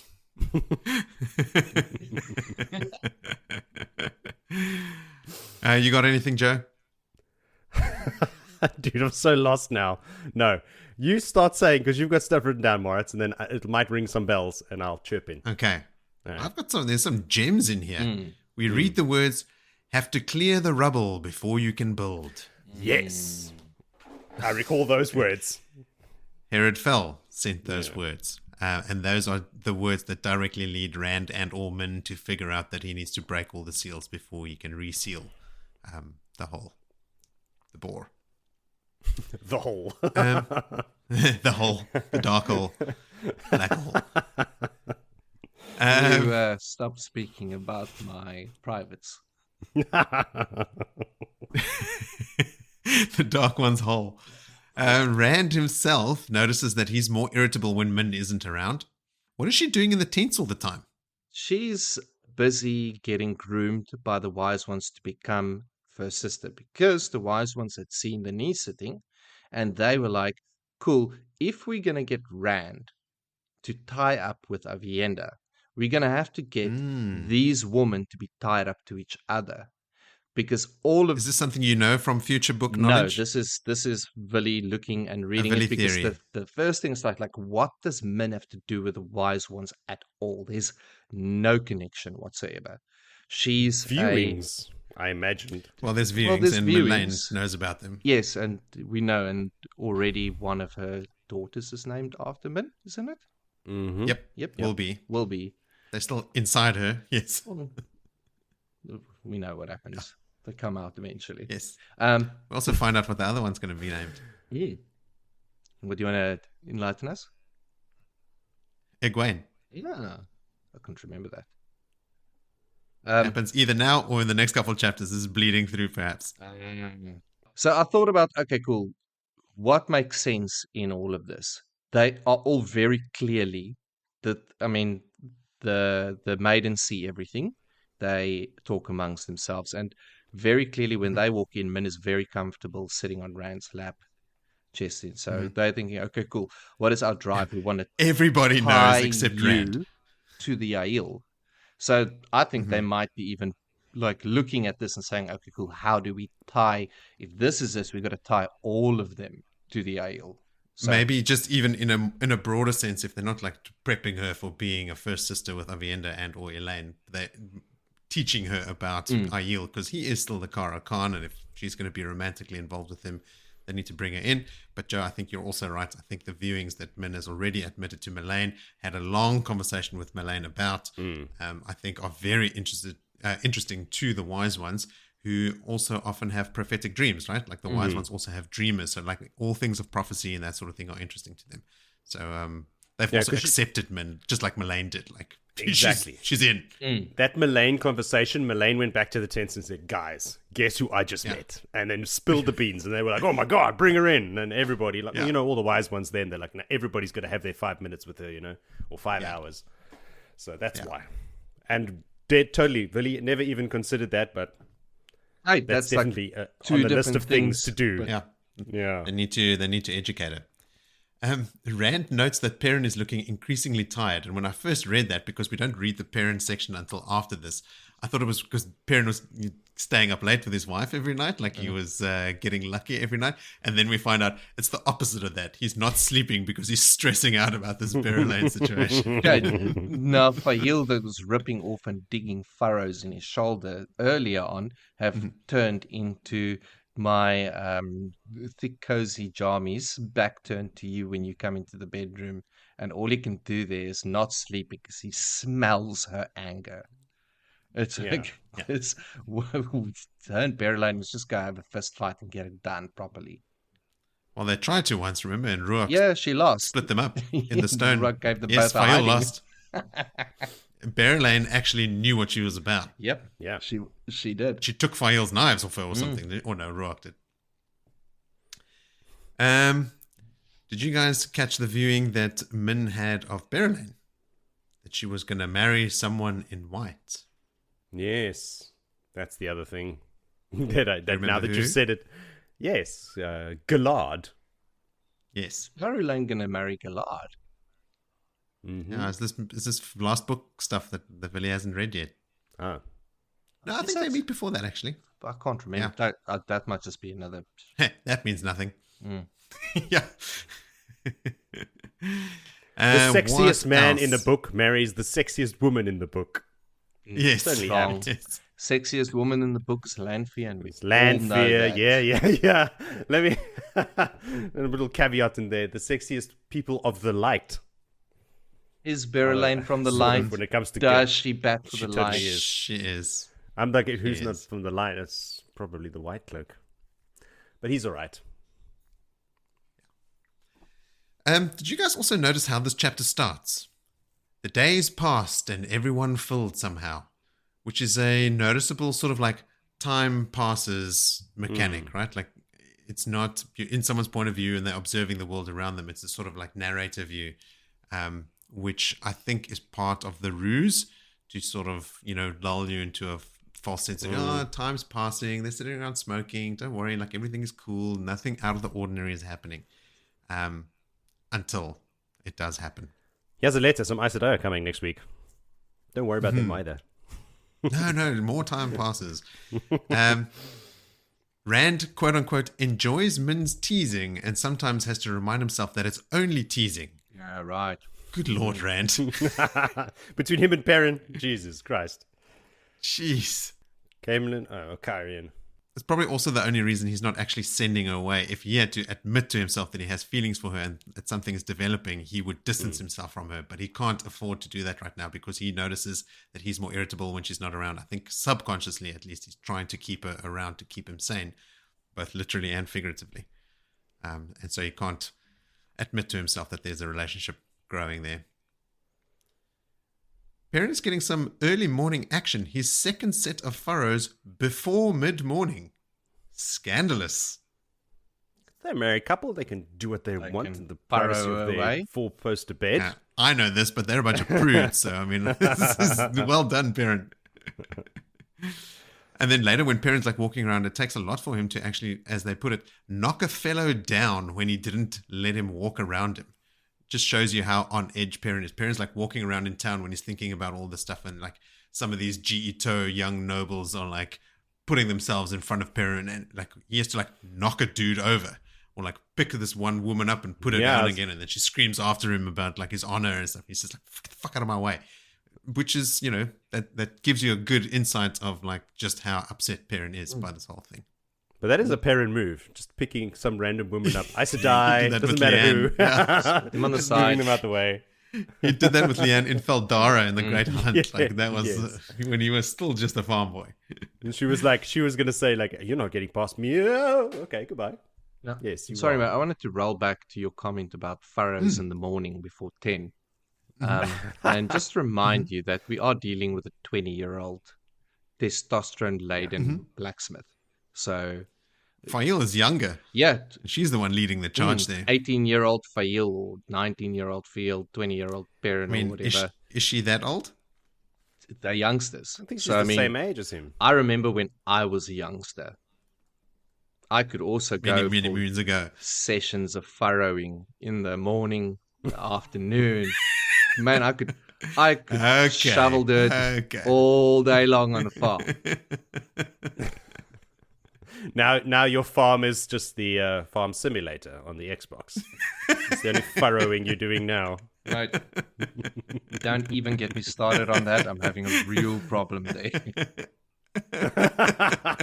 Did your tractor break down? No, my game virtual keeps crashing. I'm losing my save and my maps. That game was never designed for somebody to virtually farm so much. You gotta take it down, Bill. Just relax. I like that Perrin sniffed Gaul out, like another example of RJ using, words specific to the character. Like he probably actually used his nose to find Gaul.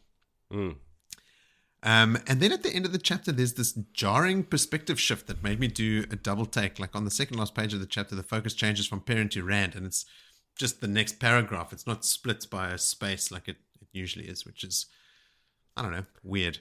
Yeah.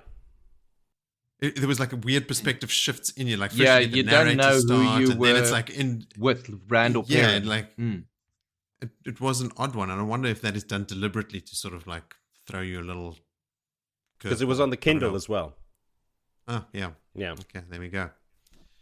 And then just my final note here is that it's quite an ominous end to the chapter with Lewis rambling in Rand's head, and Rand doesn't even notice. I suppose you get used to anything, eh? I guess. Have to.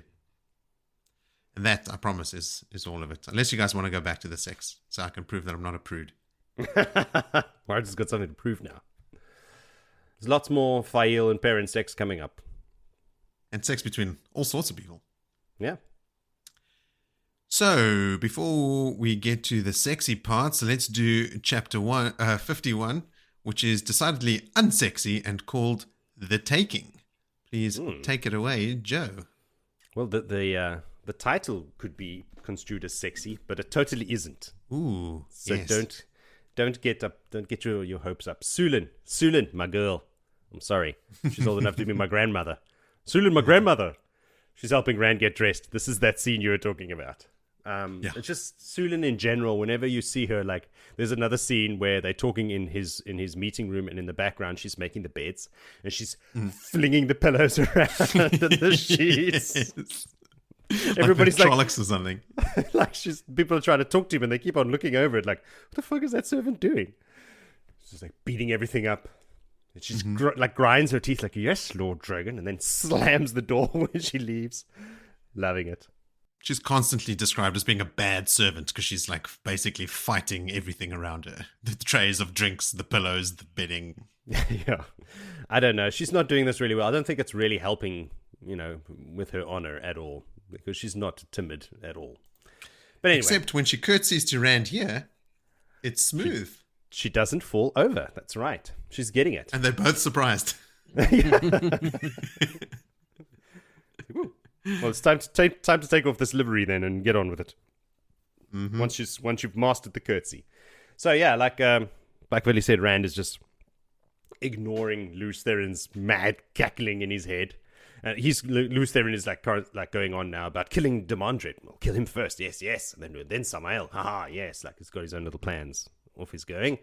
So Rand is prepping to go and meet the emissaries, from the tower, Elayne's emissaries, just to keep everybody on track of all these emissaries everywhere.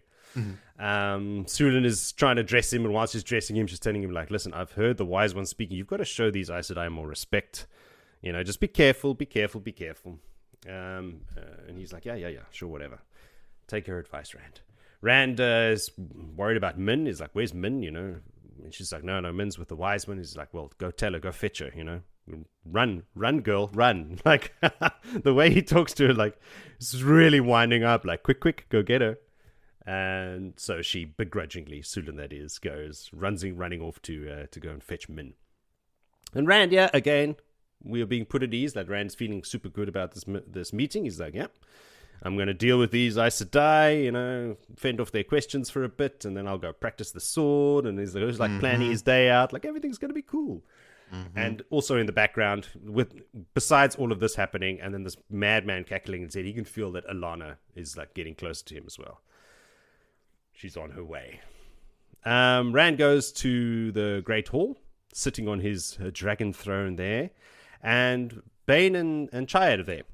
So they've joined the maidens, and they're taking their turn to guard him. They're outside the door, so that Chayad announces they're the emissary, and Rand's like, all right, cool, send them in. Let's deal with this so I can get on with my sword fighting and knee sitting and flute playing.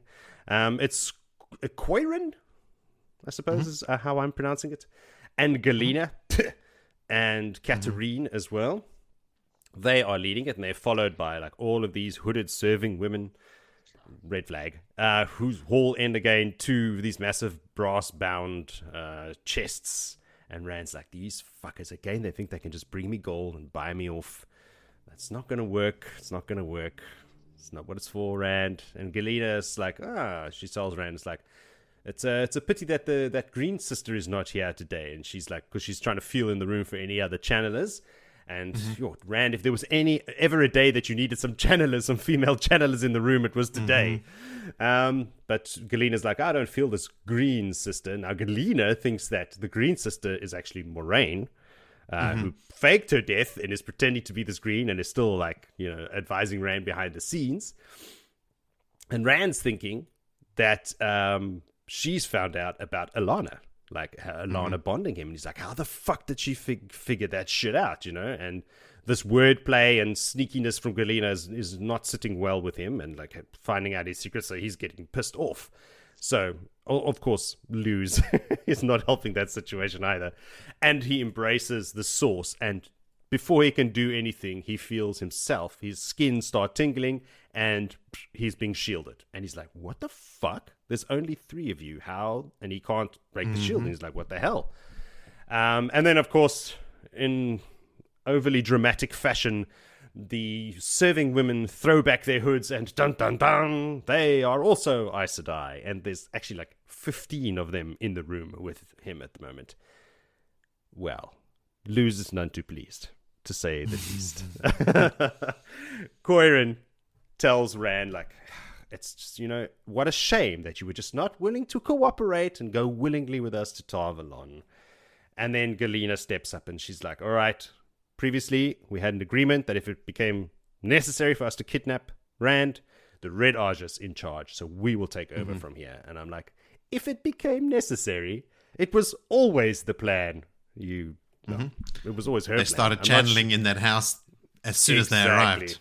Exactly that. Now, I'm wondering, I know it was always in Galena's plan to kidnap him, but was Cairhien actually trying to get him to come along? Like, did she actually think it was, and she had this backup plan? Because she was obviously aware. I think the arrangement with the Reds taking over was by Elida's command. Like, there was always a chance that they were going to have to force the issue, so they started their channeling and all that stuff, to create the sort of the ruse early, because that always had to be a potential option. And I think it was Elida that empowered Galena to take over. So I think that was always the plan. Cairhien try first, see if he's pliable or not. They give him a bunch of gold, see if he'll come along. But they say, it was obvious you were never going to come with us, so you forced our hand here. No, that's not how things happen. It's like, you don't want me to... That's not how you do things, Aes Sedai. No.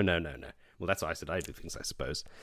So anyway, they wrap him up in flows of air, blah, blah, blah, the whole usual thing, and they bind him in place, and they shut his mouth up as well. He wants to scream, but he can't open his mouth. He wants help, obviously, and they double him over, and they chuck him in a chest. And here we begin with the being doubled over in a pool of your own sweat debacle that carries on for a few chapters now in a chest. Bane and Chayad are standing outside still. They haven't heard anything, but they're surprised when the Aes Sedai come barging out of the Grand Hall, and they get approached by Galena, and Galena tells her, like, listen, this Dragon Reborn guy is very rude. He just left in the middle of the meeting, and we are not used to this crap. We're not going to put up with it. We're leaving now, and if he comes back in the next few days or whatever, you can, have your people call my people, but we are leaving. We're not putting up with this crap. Bane and Chayad, like, run into the Great Hall to go and see what happens. Like, yep, he's not there. He's fucked off, So they're a bit worried because they don't know him. They go speak to Nandera, who's the other main, and she's like, oh, yeah, he does that a lot. Like, this is totally within his character to just open a gateway and fuck off without taking any maidens with him. They've had problems with this in the past. So, totally. They go and they meet up with Perrin and Loial as well. Nandera tells Perrin and Loial, like, no, this is typical of him. He disappears, but Perrin's not buying it. Loial as well is like, this is, like, we know him too, and I don't know, something feels off. And Perrin having that vision from Min saying, like, you got to be close to him to protect him, and now he's gone. But, Nandera is pretty convincing. They're not panicking yet, but something is not sitting right with him. So we pop over to Rand, and he is now in the basement of Lady Arelyn's palace, where there are 6 Aes Sedai holding his shield. Not 13 or 15. 6 will do. Galena comes in there, she brings him some food, and she's like, listen, you're not going to starve to death by the time, before you get to the White Tower. I'm taking you in alive, and you will eat or you will be fed. And I was like, ooh, isn't there a line later on as you will kneel or you will be knelt? Is this not in response to... Because I haven't got to that chapter yet, and I'm pretty sure it's Rand that says that. Taim. Not Taim. Is it Taim? Taim. Is it Taim? All right. Well, then it's not. Yeah. It was Taim could not possibly have known about this line. No. Because I just thought, well, this is for us then, just for the readers. And Rand is the whole time just trying to figure out how he's going to break through this shield. You see, from his point of view, I'm picturing it in my mind as like a mime with like imaginary glass. He's running his hands all along the shield, like in his mind. And then he finally finds like a point where all 6 of the flows come together, like in this one point where they all converge. And it's like, that spot looks like something if I attacked it, then I'll be able to get through. That's the weak spot. But he doesn't want to like push on it or cause any cuck, because they don't take kindly to any of his nonsense, and he will be punished. Rand's also like unaware. He's never seen any of these Aes Sedai in his life before. He doesn't know who any of these people are, and he thinks to himself, like, he so regrets not taking Moraine's advice to trust no Aes Sedai. Like, I should have fucking listened. It's like, yeah, you should have fucking listened. But anyway, he got a bit cocky, got a bit big for his britches, and this is what happened. So, and also he's thinking, like, I need help, I just like hope to God, like one of the wise ones can come by, like one of the channelers, the wise ones can walk past this building wherever I am, and they can feel like all this channeling going on and think something's wrong, and then come and jump in and rescue and save me. But of course we know that this is not the case, because Sorelia is literally outside the building he is in right now. She's walking past. We switch to her point of view, and she feels all the channeling going on, and she's like, oh, well, so they've been doing it non-stop since they arrived. Good plan, Aes Sedai, good plan. So she's like, but she's wondering, like, I wonder where this fuckers went, But she's also a bit concerned, Sorelia, because Min also disappeared around the same time as Rand. So... although that he could have just taken her. He's also run off in the middle of the night with someone that the that the wise ones liked for some sexy times in a snow sex cone. So it's possible that he could have done the same thing with Min, just open a gateway and go and shag in the bush somewhere. Who knows? But they don't like that Min just disappeared without saying anything. Now Rand's gone as well. So everyone's slightly suspicious, but nobody's panicking quite yet. And that's how that chapter ends. It's not bleeding. Yes. So it has happened. The taking. He has been taken. Indeed. Rand thinks that 3 shouldn't be able to shield him when he's already embraced Sidene, not unless one of them was as strong as Messana or Semira. So those ladies are powerful. Oh, yeah. There's 13 of them. No, but he's saying he can only see 3 and immediately thinks 3 of them shouldn't be able to take me. unless one of them is as strong as Missana or Semirog. Yeah, okay, so so in his you're mind, referencing- that means if Missana or Semirog was there, only one, she and 2 other Aes Sedai could be able to take him when he's already embraced Satan. So that just shows you how strong those ladies are. There's reference here to like Demandred as well, and apparently he also wanted Ilyena. So like Demandred and Lews Therin's rivalry goes, across all topics, love interests, ambition, status. Yes, Demandred almost becomes like a bit of a sympathetic antagonist, because I think Lews Therin even muses at some point, not in these chapters, but at some point he's thinking about if maybe he hadn't been such a dick to Demandred, he wouldn't have turned to the Shadow, because he was always throwing his achievements and things in Demandred's face, and he was just always playing second fiddle, and that's what drove him to the Shadow. So yeah. Oh, poor Demandred. Shame. So the raven-haired, dark-eyed Aes Sedai that is now with Galena's team is Catelyn Alridden, Black Arger. Yep. She is eventually killed by Egwene in Tel'aran'rhiod with an Aiel spear while masked as Missana. So I think we've mentioned this before, when there's the Battle of the White Tower in Tel'aran'rhiod, Egwene is fighting Missana, and Missana does a Mirror of Mists on Catelyn to make her look like she's got that bronze mask or whatever, that sort of that visage that Missana took around the tower. And Egwene thinks she does like she does the bait and switch thing as well, where Missana is sort of distracting Egwene with Catelyn, and Egwene kills her with an Aiel spear, which is just great for our adopted Aiel Turivis Amerlin. What else? Did you guys think it was odd that there were no maidens or anyone else in the room when the Tower Embassy arrived? Because just at the previous embassy in Caemlyn, there were 100 maidens. 100 maidens. That's why I made And wise reference ones. to that. There's 100 maidens in the hall when 6 Aes Sedai coming to do the flying And duck. here, nobody. Nothing. This, like previous chapter, I was talking about good writing. Now I'm talking about not so good writing. There needed to be no one to protect him.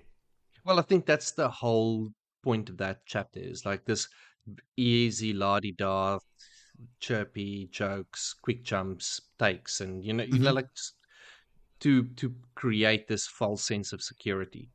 And That comment you made, Joe, about him going sword fighting afterwards, like he's already looking beyond it. It's RJ drawing your eye away from the event. And in the previous one, where there was 100 maidens in the room, they had this forewarning that 7 Aes Sedai were coming to meet him, and he had to sort of, I think, match their quote unquote show of strength. But it was just odd. Like, there's no one in the room with him. Maybe Bane and Chiad are guarding his door. They haven't been around. Like, they don't know that it might be necessary to do that. Like, maybe they're a bit more ignorant of how the maidens have been guarding Rand up until now. Because they've been away for a long time. Perrin thinks to himself he wishes wherever Rand was, when he's thinking like, oh, like this is after Rand is taken. I'm wondering, like, is that, the pattern urging him, to be where Rand is? Because otherwise you do not actually want to be where Rand is, which is in a box or in a cage. I don't think Perrin will fit in the box, though. No, he'll just flex and it'll shatter. They'll need a bigger box. We're going to need a bigger box. But yeah, that's it. We can move on to our last chapter if you guys are ready. Yeah. Born ready. Rightio then. That chapter is chapter 52, called Weaves of the Power. Power us home, Jody. Ah, good. I was wondering what you were gonna do with Weaves of the Power. Not the full house. Because last time we were talking about these generic chapter names like Weaves of the Power, Threads in the Pattern. Yeah, exactly. Well done, Thank you, sir. thank you. Okay, so it's Matt. Yahoo, everybody, we're back with Matt. Guess what he's doing? He's playing dice in the common room. Matt's matting. He's in the Wandering Woman. With a whole bunch of other people. There's all kinds of people from all over the world there. Everyone's gambling. There's lots of gold coins flying around.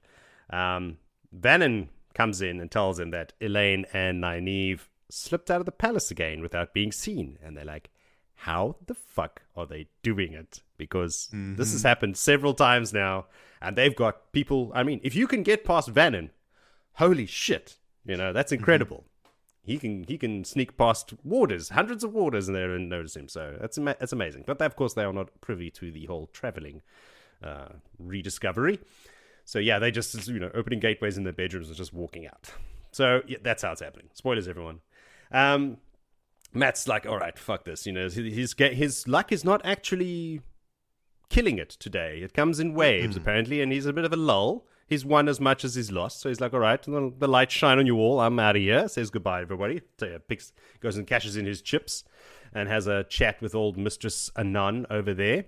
They just have it's nothing important chat, just a chit chat. When Olver appears as well and asks Matt out of the blue, can they go horse racing? It turns out Nalessian has set Olver up as a jockey and entered him in horse races, which he's been winning as well. Yep. It's like, dude, we're trying to raise this kid properly. Like, don't put him into horse races. This is not how it's done. Friel was one of Mistress Anan's daughters. She was actually supposed to be looking after Olver, but he slipped away from her, as he does. He's a sneaky one. But anyway, she comes running and she's like, oh, I'm sorry. Yes, he slipped away from me. It won't happen again. He's like, yeah, don't worry about it. We have to go now anyway. So keep an eye on this kid and you can keep him in a barrel with my blessing. And then Olver kind of looks at him like with this look of, I don't know, disgust or whatever else he's learned from Matt, and then turns over to Friel and is like, oh, I don't mind staying with you because I can look into your eyes. You've got such beautiful eyes, and gives her this cheeky grin that Matt wonders where he picked that up from. I was like, I know exactly where he picked it up from, Matt. Yes. Flirting with the girls, giving them cheeky grins, like, whoa, now he's a jockey in the fucking horse races. This kid is so corrupted. It's what happens when you grow up with a traveling army. Like, things could have been worse, actually, if Matt wasn't in charge, I suppose. So anyway, now Olver is just keen. He just wants to keep riding horses. Like, this is his new passion right now. That and flirting with women that are much older than him. All right. So Nalessian's kind of like, all right, we're going. We've lost the girls. We've lost Elayne and Nynaeve. I suppose we're going to have to go find them again. Let's assemble the band, and off they go and sort all that stuff and start hitting the roads and searching for these. Matt goes up to his room again where he meets old Nerem. So it's Nerem that's his manservant at the moment, and Nerem helps him get dressed. And while I was rereading this chapter, it struck me that the exchange between Matt and Nerem is exactly like an old English sitcom from the 90s, early 90s. It was called Jeeves and Wooster. Have you guys seen Jeeves and Wooster? Stephen Fry and Jeez, why does that Hugh Laurie. Yes. With House, yeah. Hugh Laurie and Stephen Fry. The way that Nerem talks as well. To him, it's just I just imagine him speaking in like a high English accent, like, is my lord going out in that coat? Like he says, I trust my lord won't get bloodstains on it today. Bloodstains are difficult to remove. Yeah, it's like if my lord hadn't rushed out this morning, I would have had time to clean my lord's coat and fix that gash in the arm, which I assume is from a knife. Like I actually learned a new word here because it says Nerem talks to Matt lugubriously. I knew you were going to say that, and then because I also saw that word, and when I was like, the who now? And I just had to look up that word. Long suffering, exaggerated. Yes, insincerely mournful. What I got. Oh, yeah, but this whole interaction, it's just like, if you want to get a visual representation, I'm talking to my listeners now, go and watch a couple of clips on YouTube or something of Jeeves and Wooster, and you'll see exactly what I think this interaction between these two is like. So anyway, he helps him get dressed into a new coat. By the way, he does actually get him to change coats into some grey coat, tucking his knives up his sleeves. He leaves his ashandare because that is a bit conspicuous in the city. Leave that behind and goes out to meet the rest of the band. Today he tells them, like, all right, today we're going to go look in the Rahad. I was like, yes, you're on the right track. All right, so now everyone's going to end up in the Rahad today. Everyone's made their way there into the bad part of town. So they get some ferries to ferry them across some rivers. I don't know what the city looks like, but apparently you need some ferries. We pop over to Elayne and Brigitte's point of view. They are already in... The Rahad is so bad that they built a moat around the rest of the city. So if you want to go to the Rahad, you got to get on a boat and row across. It's a river of shit that you have to get across. Yes, quite possibly. It's called the Thames. It's the Thames indeed. Where was I? Oh yes, Elayne and Brigitte. So they're already, like I said, in the Rahad. It's a formidable scent in the air, and they think they found the street. This is the street this time. It wasn't the first 500 times that they saw the exact same street that they didn't tell Arnad. It's this one. This is where the Bowl of Winds is, 100%. Nynaeve and Avienda are also they're separate. They're working in pairs. They've apparently also found the street. That's exactly the same street. But turns out, no, they're also disguised as specifically poor widowed women that refuse to marry again. Now, there is a combination of daggers and different colored stones that will tell people exactly this thing, that you are a poor widowed woman that is not interested in getting married again. Which I think, wow, what an intricate and effective system. It's like you can go out, like a woman can go out for a drink and a guy just has to look at your dagger and he'll not bother you that night. You can go out in peace without being hit on constantly. You will have all the men staring at your breasts though, because those daggers hang into their or there's like they've got these oval sort of cuts in their dresses that go really low, so that you can see the daggers. Well, that's done on purpose. You can't have it both ways. No. All right, it's like a consolation prize for the guys, I suppose. So they they also find the building that this is the building that they think that they found, that they're going to go look in now. This is where the Bowl of Wind is, but all they find is some people who are not friendly, and they have to leave hastily. When they're outside in the street, there's a brawl between two men with knives. Not a brawl. What do they call it? A duel going on. So we get our first duel. We've heard about these duels. We haven't seen them yet. They decide they're not going to... Their first instinct is to leave, but they're like, no. If anybody leaves from a duel, that's going to be very suspicious because a crowd forms. Like everybody stops what they're doing to watch a duel. There's two guys. It's like a contract and a resolution to a dispute, and there needs to be witnesses. So everyone's like, okay, cool. Yeah. They're resolving this problem. We have to be witness to it. We are like the court, and you're just gonna it's nothing wrong. Get stabbed with a stabby pointy end. Exactly. They need witnesses. They like when it's finished, everything happens very diplomatically and like legally, and everything. Everyone follows the correct procedures and everything. So anyway, it's two men. It's this random dudes called Barris and Masick. Barris gets the upper hand, stabs him in the chest. My money was on Barris from the beginning. Like when I saw the name, I was like, he's gonna win this. He got 10 gold coins on him. He did. 10 gold crowns. Did you put 10 gold crowns? Yeah. Yeah. Congratulations. I lost it all on 2-up after that. Of course. So Elayne instinctively wants to go and try and heal him, but before she can even take a step, another woman butts in. Azra is her name. She's the town healer.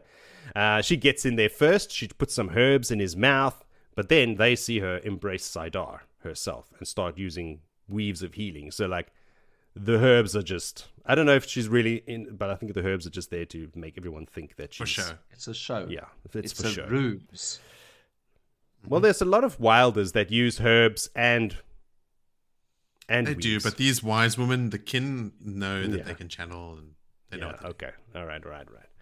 So anyway, she tries to heal her, but it's no use. It's old Barris was too good. Masick dies. Ezra tells him that, Barris, that is, that he must go tell Masric's wife that he killed him, and all the and he's like, yes, of course. And off he goes, like, normal as you like. Off he goes. Yes, excuse me, ma'am, I killed your husband in the street, and I don't know what the deal is afterwards, what the procedures are, but anyway, it's all above board. It's not a street brawl. If she then gets that news, she has to go to the jeweler, give her dagger. Oh, yes. And then have some resetting of glass or stone or diamonds, depending on your wealth. And then she's now a widow. That is, are you looking? I've got this beautiful blue glass. So if you're looking, we're going to put this in there. Any man that's looking is going to see your blue glass. I'm going to go like, look at that blue glass. Exactly. I need to go and live in Ebou Dar, man. It sounds like a place for me. I don't know. I don't want to be dueled with constantly. Knifed. But I think that Barris must have to pay now. Does he have to pay for the glass? I don't know. Maybe that's part of the contract that he has to do. He's got to have some responsibility. I'll leave those callbacks for you guys. Whatever it has to do.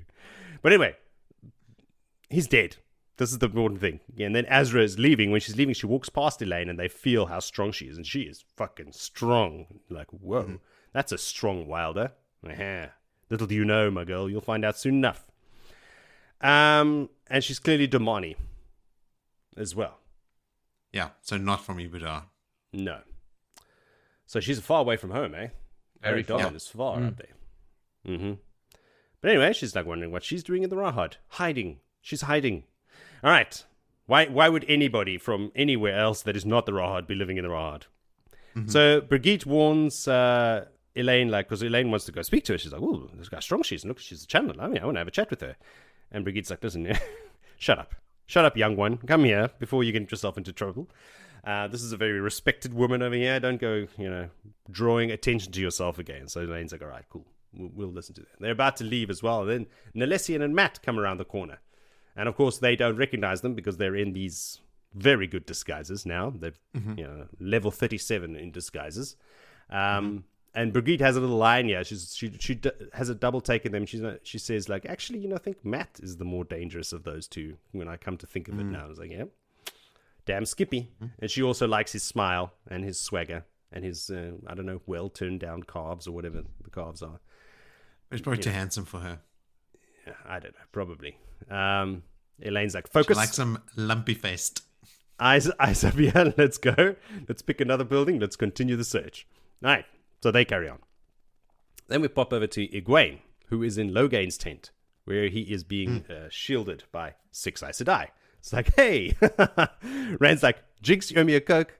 And it's been suggested that the shield should be tied off. But like nobody's like, Egwene is like, no, we should tie off the shield and just leave him alone. And they're like, no, that's a bad idea. We're not going to do that.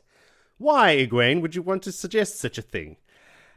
She is talking to Loial and she asks him, like, what do you think about this amnesty thing that Rand is offering? Is it, she wants to know more about, like, look, because you're not crazy. No, crazy than usual, than any other man I've met. Is it possible that, like, any of these hundreds of dudes that are working with Rand could also not be crazy? And he's like, well, I suppose, if I can do it, they can do it. She's telling him, like, if you were with Rand, nudge, nudge, wink, wink, you would probably be given a place of honor. Whereas if you stay here, you might get gentled. She's like laying it on thick. Logan's like, what the fuck? You gentled me? Like, after everything I've done? Like, I haven't tried to escape. I haven't, all those conversations you made me have with all those people, those nobles about how the Red Aja set me up. Like, I've done everything you've asked, and you still want to fucking gentle me? Egwene's like, listen, it's the hall. The hall decides. It's not what I wanted. And he's like pissed off. He actually lunges at her. But Egwene's Egwene. She just wraps him up in air and says, like, listen, we'll talk again when you've calmed down just a smidgen. Yeah. And anyway, she leaves him in the tent at that point, saying she'll come back when he calms down. So Egwene walks back through the camp. And the army that Salidar has, Gareth Bryan's army, has grown. And here's where we learn about one of those reasons for having the band. Like, the band will be useful. Like, I was like, I see what you did there. So, yeah, they marching through the countryside, this massive army led by Aes Sedai and Sir Gareth Bryan. And behind them is a bunch of Dragonsworn. So people look at the situation and go, let's join the Aes Sedai one. If we're going to swear fealty to these giant armies, let's join this one with the Aes Sedai. So the purpose of bringing the band along was to grow their army on their journey towards the tower. And it's working. It's working really well. So yeah, lots of nobles have sworn fealty to Egwene. Hey, Egwene, she's got her first noble swearing fealty to her as Amyrlin's seat. So, yeah, her army's growing. She's doing well. Things are looking good for her.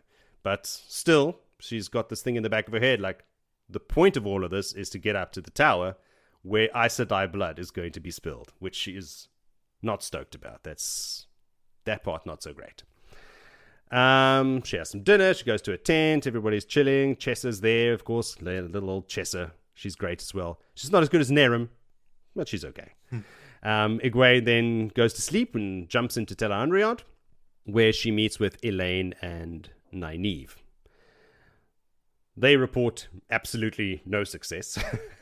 We are still looking for the Bowl of Winds. Nothing's happened yet.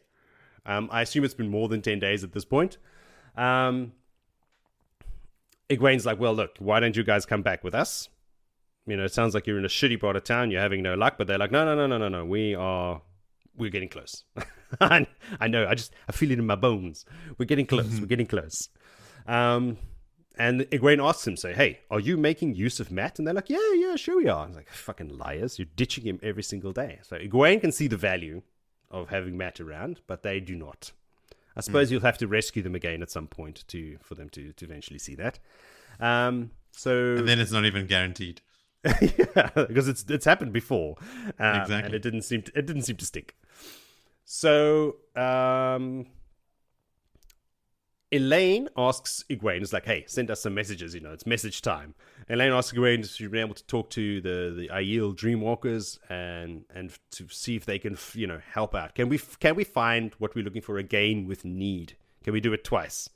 And in this magical world of make-believe, apparently you can't use need twice. There's rules, guys. How convenient. How convenient. You can't just do what you did the first time. You have to actually go now on foot for days and weeks at a time, looking for what you saw. But Egwene says, look, no, I asked them, and they say, no, you can't do it. You have to go and search on foot. So Elayne also asks about Rand, obviously. Egwene's like, well, last I heard, he was in Cairhien. Well, true that. And she reports that, lets her know that also Perrin is there, and Faile and Loial's all together, and Perrin married Faile, which is very good news for Nynaeve. She gets like a little smile. She's like, yeah, that woman can keep Perrin in check. She approves. Does Nynaeve Elayne know the woman? Does she even really know what she's getting up to? Yeah, look. Does Nynaeve know Obviously anything? not. She thinks she knows Does everything. anyone know anything? No. The answer is no. Yeah. So Elayne asks her to pass a message on to Min. She says that some cryptic crap about, I hope that Min will like Avienda as much as I do, nudge, nudge, wink, wink. And, Egwene's like, okay, What? Elayne, sure, I'll let him know, but I'm not going to talk to them anytime soon, so, she's like, all right, no, not a problem.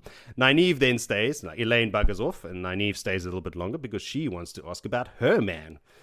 Is there any news of old Lan? And Egwene's like, no, sorry, haven't heard anything. But just hang on. We'll get some news soon. Egwene, not in 700 pages. Egwene wakes up to find Swan sitting in her tent, creepily staring at her while she sleeps. And she's come to tell her that the plan to free Logain has been set into motion. So, apparently, Swan drugged the warders that are guarding him. And Egwene's like, I don't know, man. Am I doing the right thing? Am I by freeing her? And Swan's like, well, fuck it, I don't know.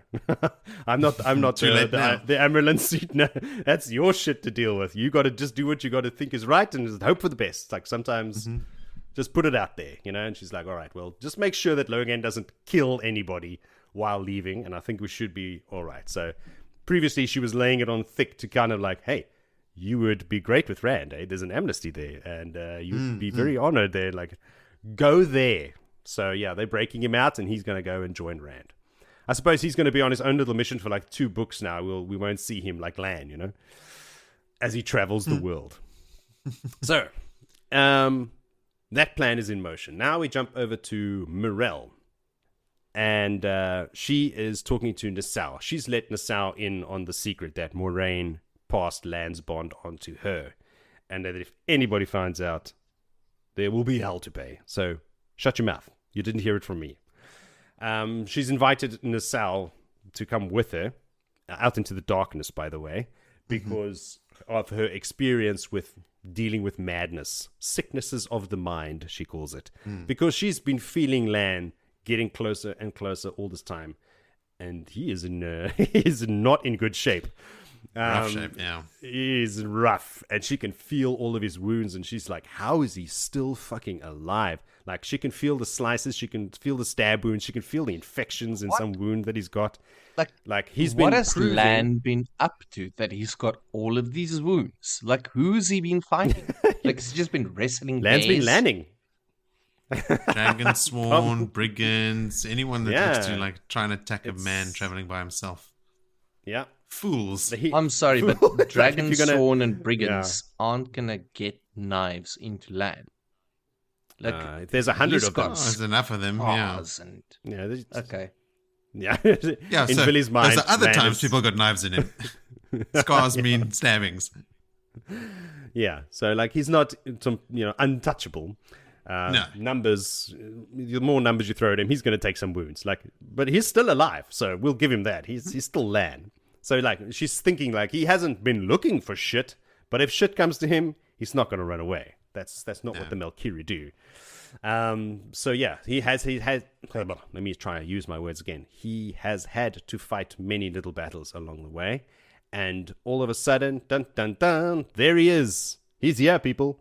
The man Lan has reappeared. He just kind of like fades out of the night on his tall horse Mandarb, and he's there. There he is. He's there. He has arrived. Everybody in front of Morel. He tells Morel as well, you shouldn't have sent your two warders, Nuhail and Croy, because I almost killed those motherfuckers before I realized who they were. They're alive, so just relax. And then he also like calls out into the darkness for another warder. Like, Come Avar, out from behind that tree now. you can come out. I know you're there. Like the other warders are like, all right, hi Lan. He comes out behind there, and this part as well. I'm not too keen on. Didn't even know it could be done. But Morel commands Lan to come to her. She says, "Come here, come to me," and he just stands there. And then she compels him through the bond. Yep. She doesn't. She uses the bond, right? Not compulsion. Yes. The weave. No, Okay. she uses the bond. And this is actually something that Bera and Karuna say to Alana. They ask to Alana, why didn't you compel him after you bonded him? And Alana says, I tried. And he resisted. And they sort of laugh it off. Which I'd never noticed before. And until this Alana moment. also says like, haha, you laugh it off. Like, you don't understand how strong he is. Like, Yes, Yeah. and also have you ever tried compelling a man that can channel? Like, I might have bonded him as a warder, but he's also a man that can channel, so maybe that makes it harder. Right, yes. So we have history for this. Yeah. But anyway, Morel just stands there looking at him thinking, fuck. How am I going to keep this man Lan is alive long feral. enough to give him over to Nynaeve? it's like a And that's how skittish we end. wolf that has just walked up close to a cabin in the woods where there's a little bit of meat. I don't know if I'd call him feral and skittish. He is more like grave and resigned. No, but she's like, even he's like like she's more got to be cornered wolf. scared, like timid with him. Like, don't scare him off. Like, it's almost like a Yeah, no wild bright lights, animal that she's approaching. Well, he obviously doesn't want to be there, but he does feel like because of the bond, he needs to be near her, but he's going to resist it. So I don't think he hasn't gone crazy. No. Look, Moiraine had 20 years to get used to Lan's mental state. Like, he's a man fighting the shadow, and he's already resigned to die fighting the shadow. And now Morel is new to this shit. She thinks something's wrong with this dude. Which there is. He has mental problems. And Moiraine was his reason for not dying. Keeping her alive was that. Now he's got a new bond with Morel, but he has no emotional bond with Morel Yeah. at all. He hasn't dedicated himself to her. He hasn't agreed to be her warder. And he's not Like he did with Moiraine. privy to the fact that this is just a temporary thing. Like, Moiraine didn't let him know that it's actually to pass it on to Nynaeve when she's ready. Yeah. So he thinks like hectic. So you can imagine his mental state being even worse now, Yes. having to deal with that. He thinks like, this is my new life now with this Aes Sedai I don't even know. Didn't choose. Didn't choose her. This was not my choice. now she's compelling me, and I've got to share the bond with these 3 other guys who are useless. Because I could kill them all in my sleep. Yeah, hectic. Vil, do you have any other things about that chapter? Not that chapter, but a little bit of a generic discussion about the whole thing. Okay, let me pedant my way through the nitty gritties here quickly, and then we can have a more generic discussion. I laughed at Matt, who has reluctantly accepted the title of Lord because it's less likely to get him stabbed. He's like, okay, fine, I'll be a bloody Lord, that sort of thing. I wanted to point that out as well, but I don't think his reaction is fine, I'll be a bloody Lord. Like, he doesn't even think about it anymore. He just accepts it because one of the reasons is he'll be less likely to be attacked. But he's not like, oh, again with the Lord. He's like, all right, yeah. No. And this is another thing, like Nynaeve becoming really fancy in the and him as well now accepting his lordship titles. Like, he's eventually just like not even bothered with it anymore. They're growing. That's what I was going to say. Is like also he says that it's because it's he's less likely to be stabbed. But is it really that? Was he kind of just getting used to being treated with some level of respect? It's nice having pockets full of gold mm-hmm. and sleeping in fancy rooms and like not having to worry about shit, Matt says about Vannon, how did Elayne manage to ruin a good man in so short a time? She did it well. They are pretty crafty because their disguises are, first, it's a mask of mirrors, so it's like the disguise itself. Then they invert the weaves so that you can't see that they are weaves when you're a channeler. And then they're also masking their ability to channel. So it's like a 3-layer disguise that they're putting on. And there's a couple people you see that don't, in the next couple of chapters as well, like no one can see them leaving the palace because they look, you cannot pick them out at all. They're slipping Vannon. They're slipping Vannon because it's just that bloody good that what they're doing now. Finally, they've they look like other people, so they don't even have to slip that hard. They're just walking out. Yeah, I thought they were gatewaying out. Now, my biggest Avienda has made a gateway before, but she can't remember how. Yeah, but didn't Egwene taught them gateways? So Nynaeve and Elayne know how to make them now. Maybe Elayne made a gateway for them. Elayne made it on the way there, yeah. So I thought just assumed that they were gatewaying straight from their rooms. Yeah, but remember they're still in a hostile area. No, now they're just still around. Do you really want to go gatewaying with everywhere? their disguises? Yeah, but where are they going to make the gateway to? Exactly. They didn't even want to make the gateway outside the city. No, the disguises are obviously how they're getting past Vannon. Duh, yes, Jody. Yes. All right. What else? Joe, you covered most of it. One note here is Elayne. Are you drunk? First naming a kid after Min and then after Egwene.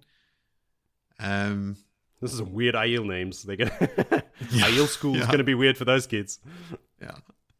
And then Egwene, when she's not even dreaming, she just has a couple of thoughts, but she cuts right to the heart of a couple of things. She fears Marana has set a foot wrong with Rand. Yep. That embassy is dead in the water. At least he's putting Elida's embassies off. Correct for now, but that's led to a bad outcome. And then Rand doesn't know how to handle the Aes Sedai nearly as well as he thinks he does. Sadly, also correct. And then the last note is Halima is getting Delana to hint at Logain's murder. Egwene thinks like, surely we can't gentle him, or even like, as Delana seems to be suggesting, murdering Logain. So that's Halima influencing Delana to influence Egwene to murder Logain. Easy to follow. Yes. But that's it from me. So, Vil, what was your general comment that you wanted to talk about there? When Rand fled Caemlyn in a whirlwind of letters, he fled because of the news of 13 Aes Sedai having gathered. How many Aes Sedai are in the White Tower's emissary to Rand? The total number that gathered under various waves that entered the city is in that house where they're continuously channeling. At last count, 15. Those were all 15 were in the room with him, in the Great Hall when they kidnapped him. 1-5. But Vili, are you Wrong. trying to make the point like how many were known to be? Okay, well, Wrong. there's more points that I'm getting to, but there's multiple Okay, points, I okay. guess. But there is 30, Yeah, 30 something. 39 of them in that gang. This page that I showed you guys references an entire page of all their bloody names. It took me a long time to go and find all the scrap. Wow. Which leads me to the point. If you don't have intelligence when you're busy having a war, you working in the dark. So Rand has not had the intelligence that there are 39 Aes Sedai actually in Cairhien, and they are there with a devious plan. Some of them are even Black Aja, but any which way, which makes me think that is probably where Matt would have been best suited. And is Rand in a box because he sent Matt away from him to go and babysit Elayne? Would Matt have been Matt is on the a lookout general for Aes Sedai? of. He's a general, but he's not a spy. Where would Matt have learnt about all these Aes Sedai being around? Just throwing things out there, but Matt. I mean, Rand says of the some of the Aes Sedai in the room with him are not even old enough or have not been Aes Sedai long enough for them to have the ageless look.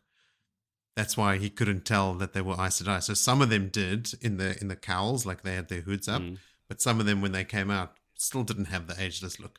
So there are Aes Sedai, young Aes Sedai in the city that you can't spot by seeing. What channelers does Matt have with him? Female channelers that can you're right. sense the ability in another woman.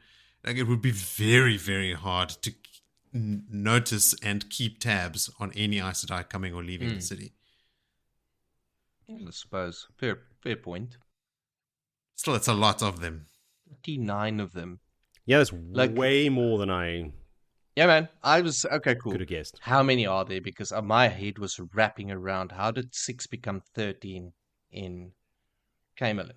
Okay, cool. Then I got to the Cairhien bit, and I'm like, okay, Hold my beer. hold my beer. Let's sit down. Okay, consult the holy text. Consult everything that anyone has ever written about this event.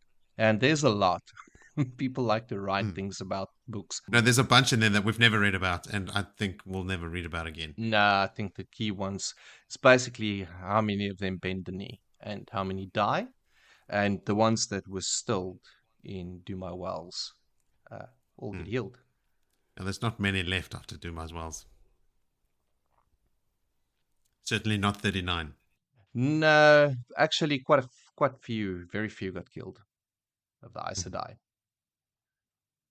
Some got away. Some got away, some escaped, some did get killed.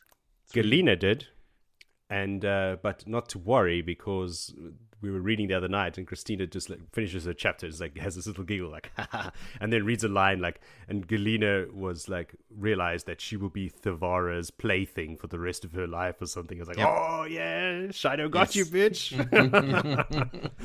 She's made to swear on the oath rod that she will never try to escape or something like that. So she is bound by the power to be Tharava's Gaishain.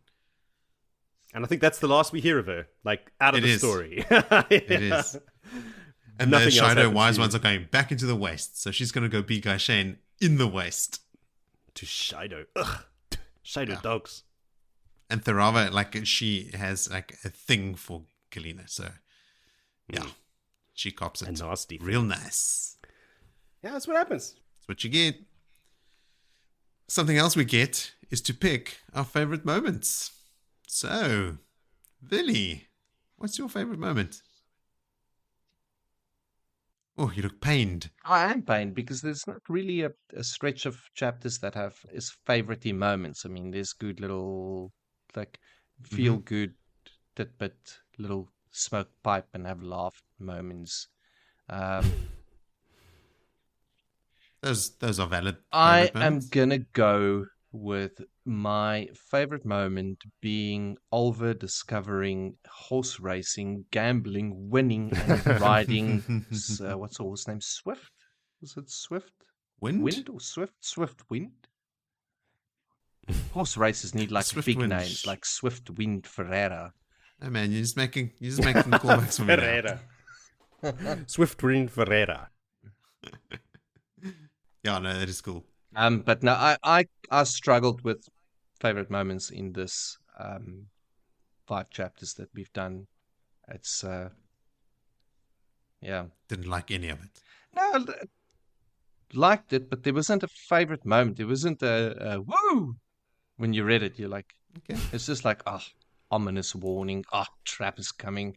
It's not my first rodeo through this book's end now. No. Not in recent as well. Like, okay, cool. Let's just get through this red heron and run from 13 straight into 39. Like 3 times 13. All right, Jody. Do you have a favorite moment? I do indeed. What It is happens right after Villy's favorite moment, when Matt goes upstairs and he has that little interaction with Nerim. Because I like that. And then also, this reminds me of that TV show, and then I went down a rabbit hole of YouTube video clips. So yesterday afternoon, I had a great time making notes. I had a nice little tangent of enjoying the Jeeves and Wooster comedic callbacks. genius of Stephen Fry and Hugh Laurie. Indeed. So British, like, dear Lord. The most British thing you can imagine. Didn't those two have a sketch show as well called like A Bit of Fry and Laurie or something like that? They had a show called Fry and Laurie, yeah.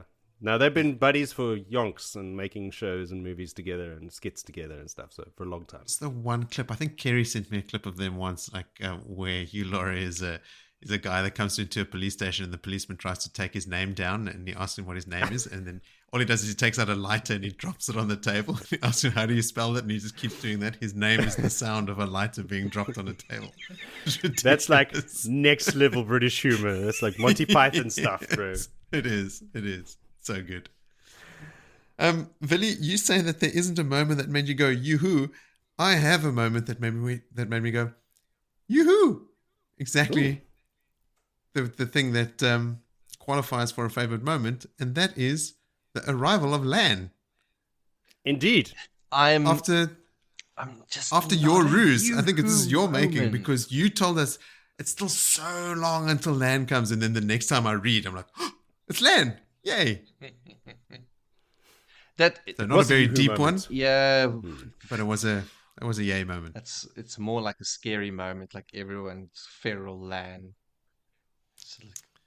You know, Lan. You know he's going to be fine. You've read the books. You know what's going to happen. He's great and he's fine. But I'm doing it Don't for worry about him dramatic being effect a bit in sad. in our show. You know, like the people don't know what happens to Lan. They haven't read these books. Our listeners shouldn't be listening to the show if you haven't read the books. Yeah. They know better than us. We pointedly tell them, don't listen to the show unless you've read all the books.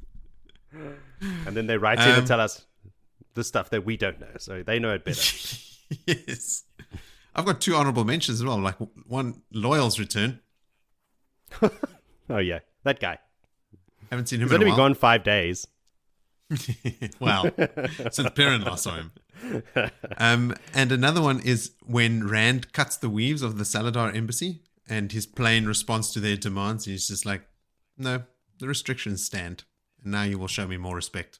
I'm out of here. Then they have to just turn away.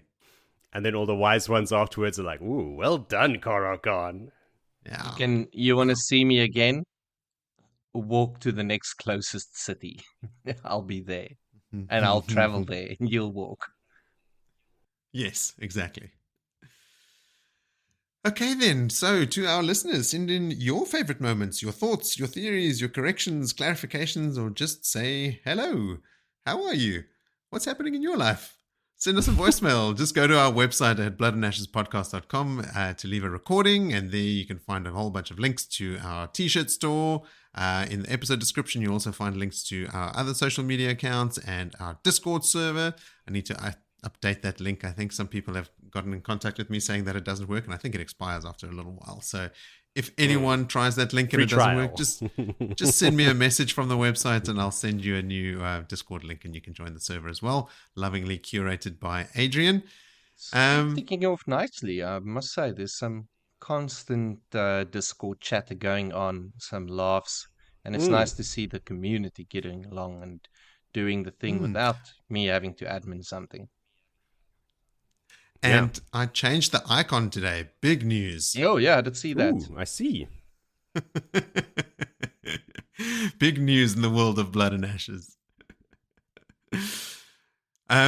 Something else that contains big news we will cover next time on Blood and Ashes, when we read the rest of this book, which is chapter 53, called The Feast of Lights, through to the end of the epilogue called The Answer, which contains, as we have said before, probably the most memorable chapter from the entire series.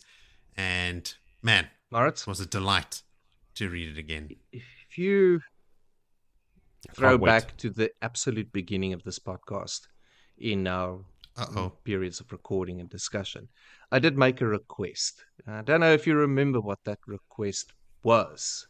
No. We said we're talking about these books.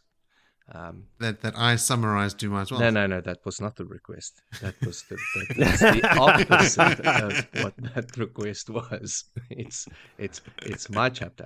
Just checking it. You remembered that, Jody? Okay. I did not, but thanks for the reminder. So Jody, it's yours. not your chapter. My chapter. I don't mind. You can have it. You can have it. I will not stand in your way. We'll do our normal thing. So obviously we'll do the chapters and our little favorite moments and everything from them. But then we're also going to talk about the book as a whole, as is our tradition in our season finales. Picking some of our favorite moments from the book as a whole. Talking about some of the storylines and the arcs and the things that played out along the entirety of the book. Some of those favorite moments I could take a guess at right now, but I won't, and I will say to you, until we do, sleep well and wake. Wow, wow, kiki. Good evening.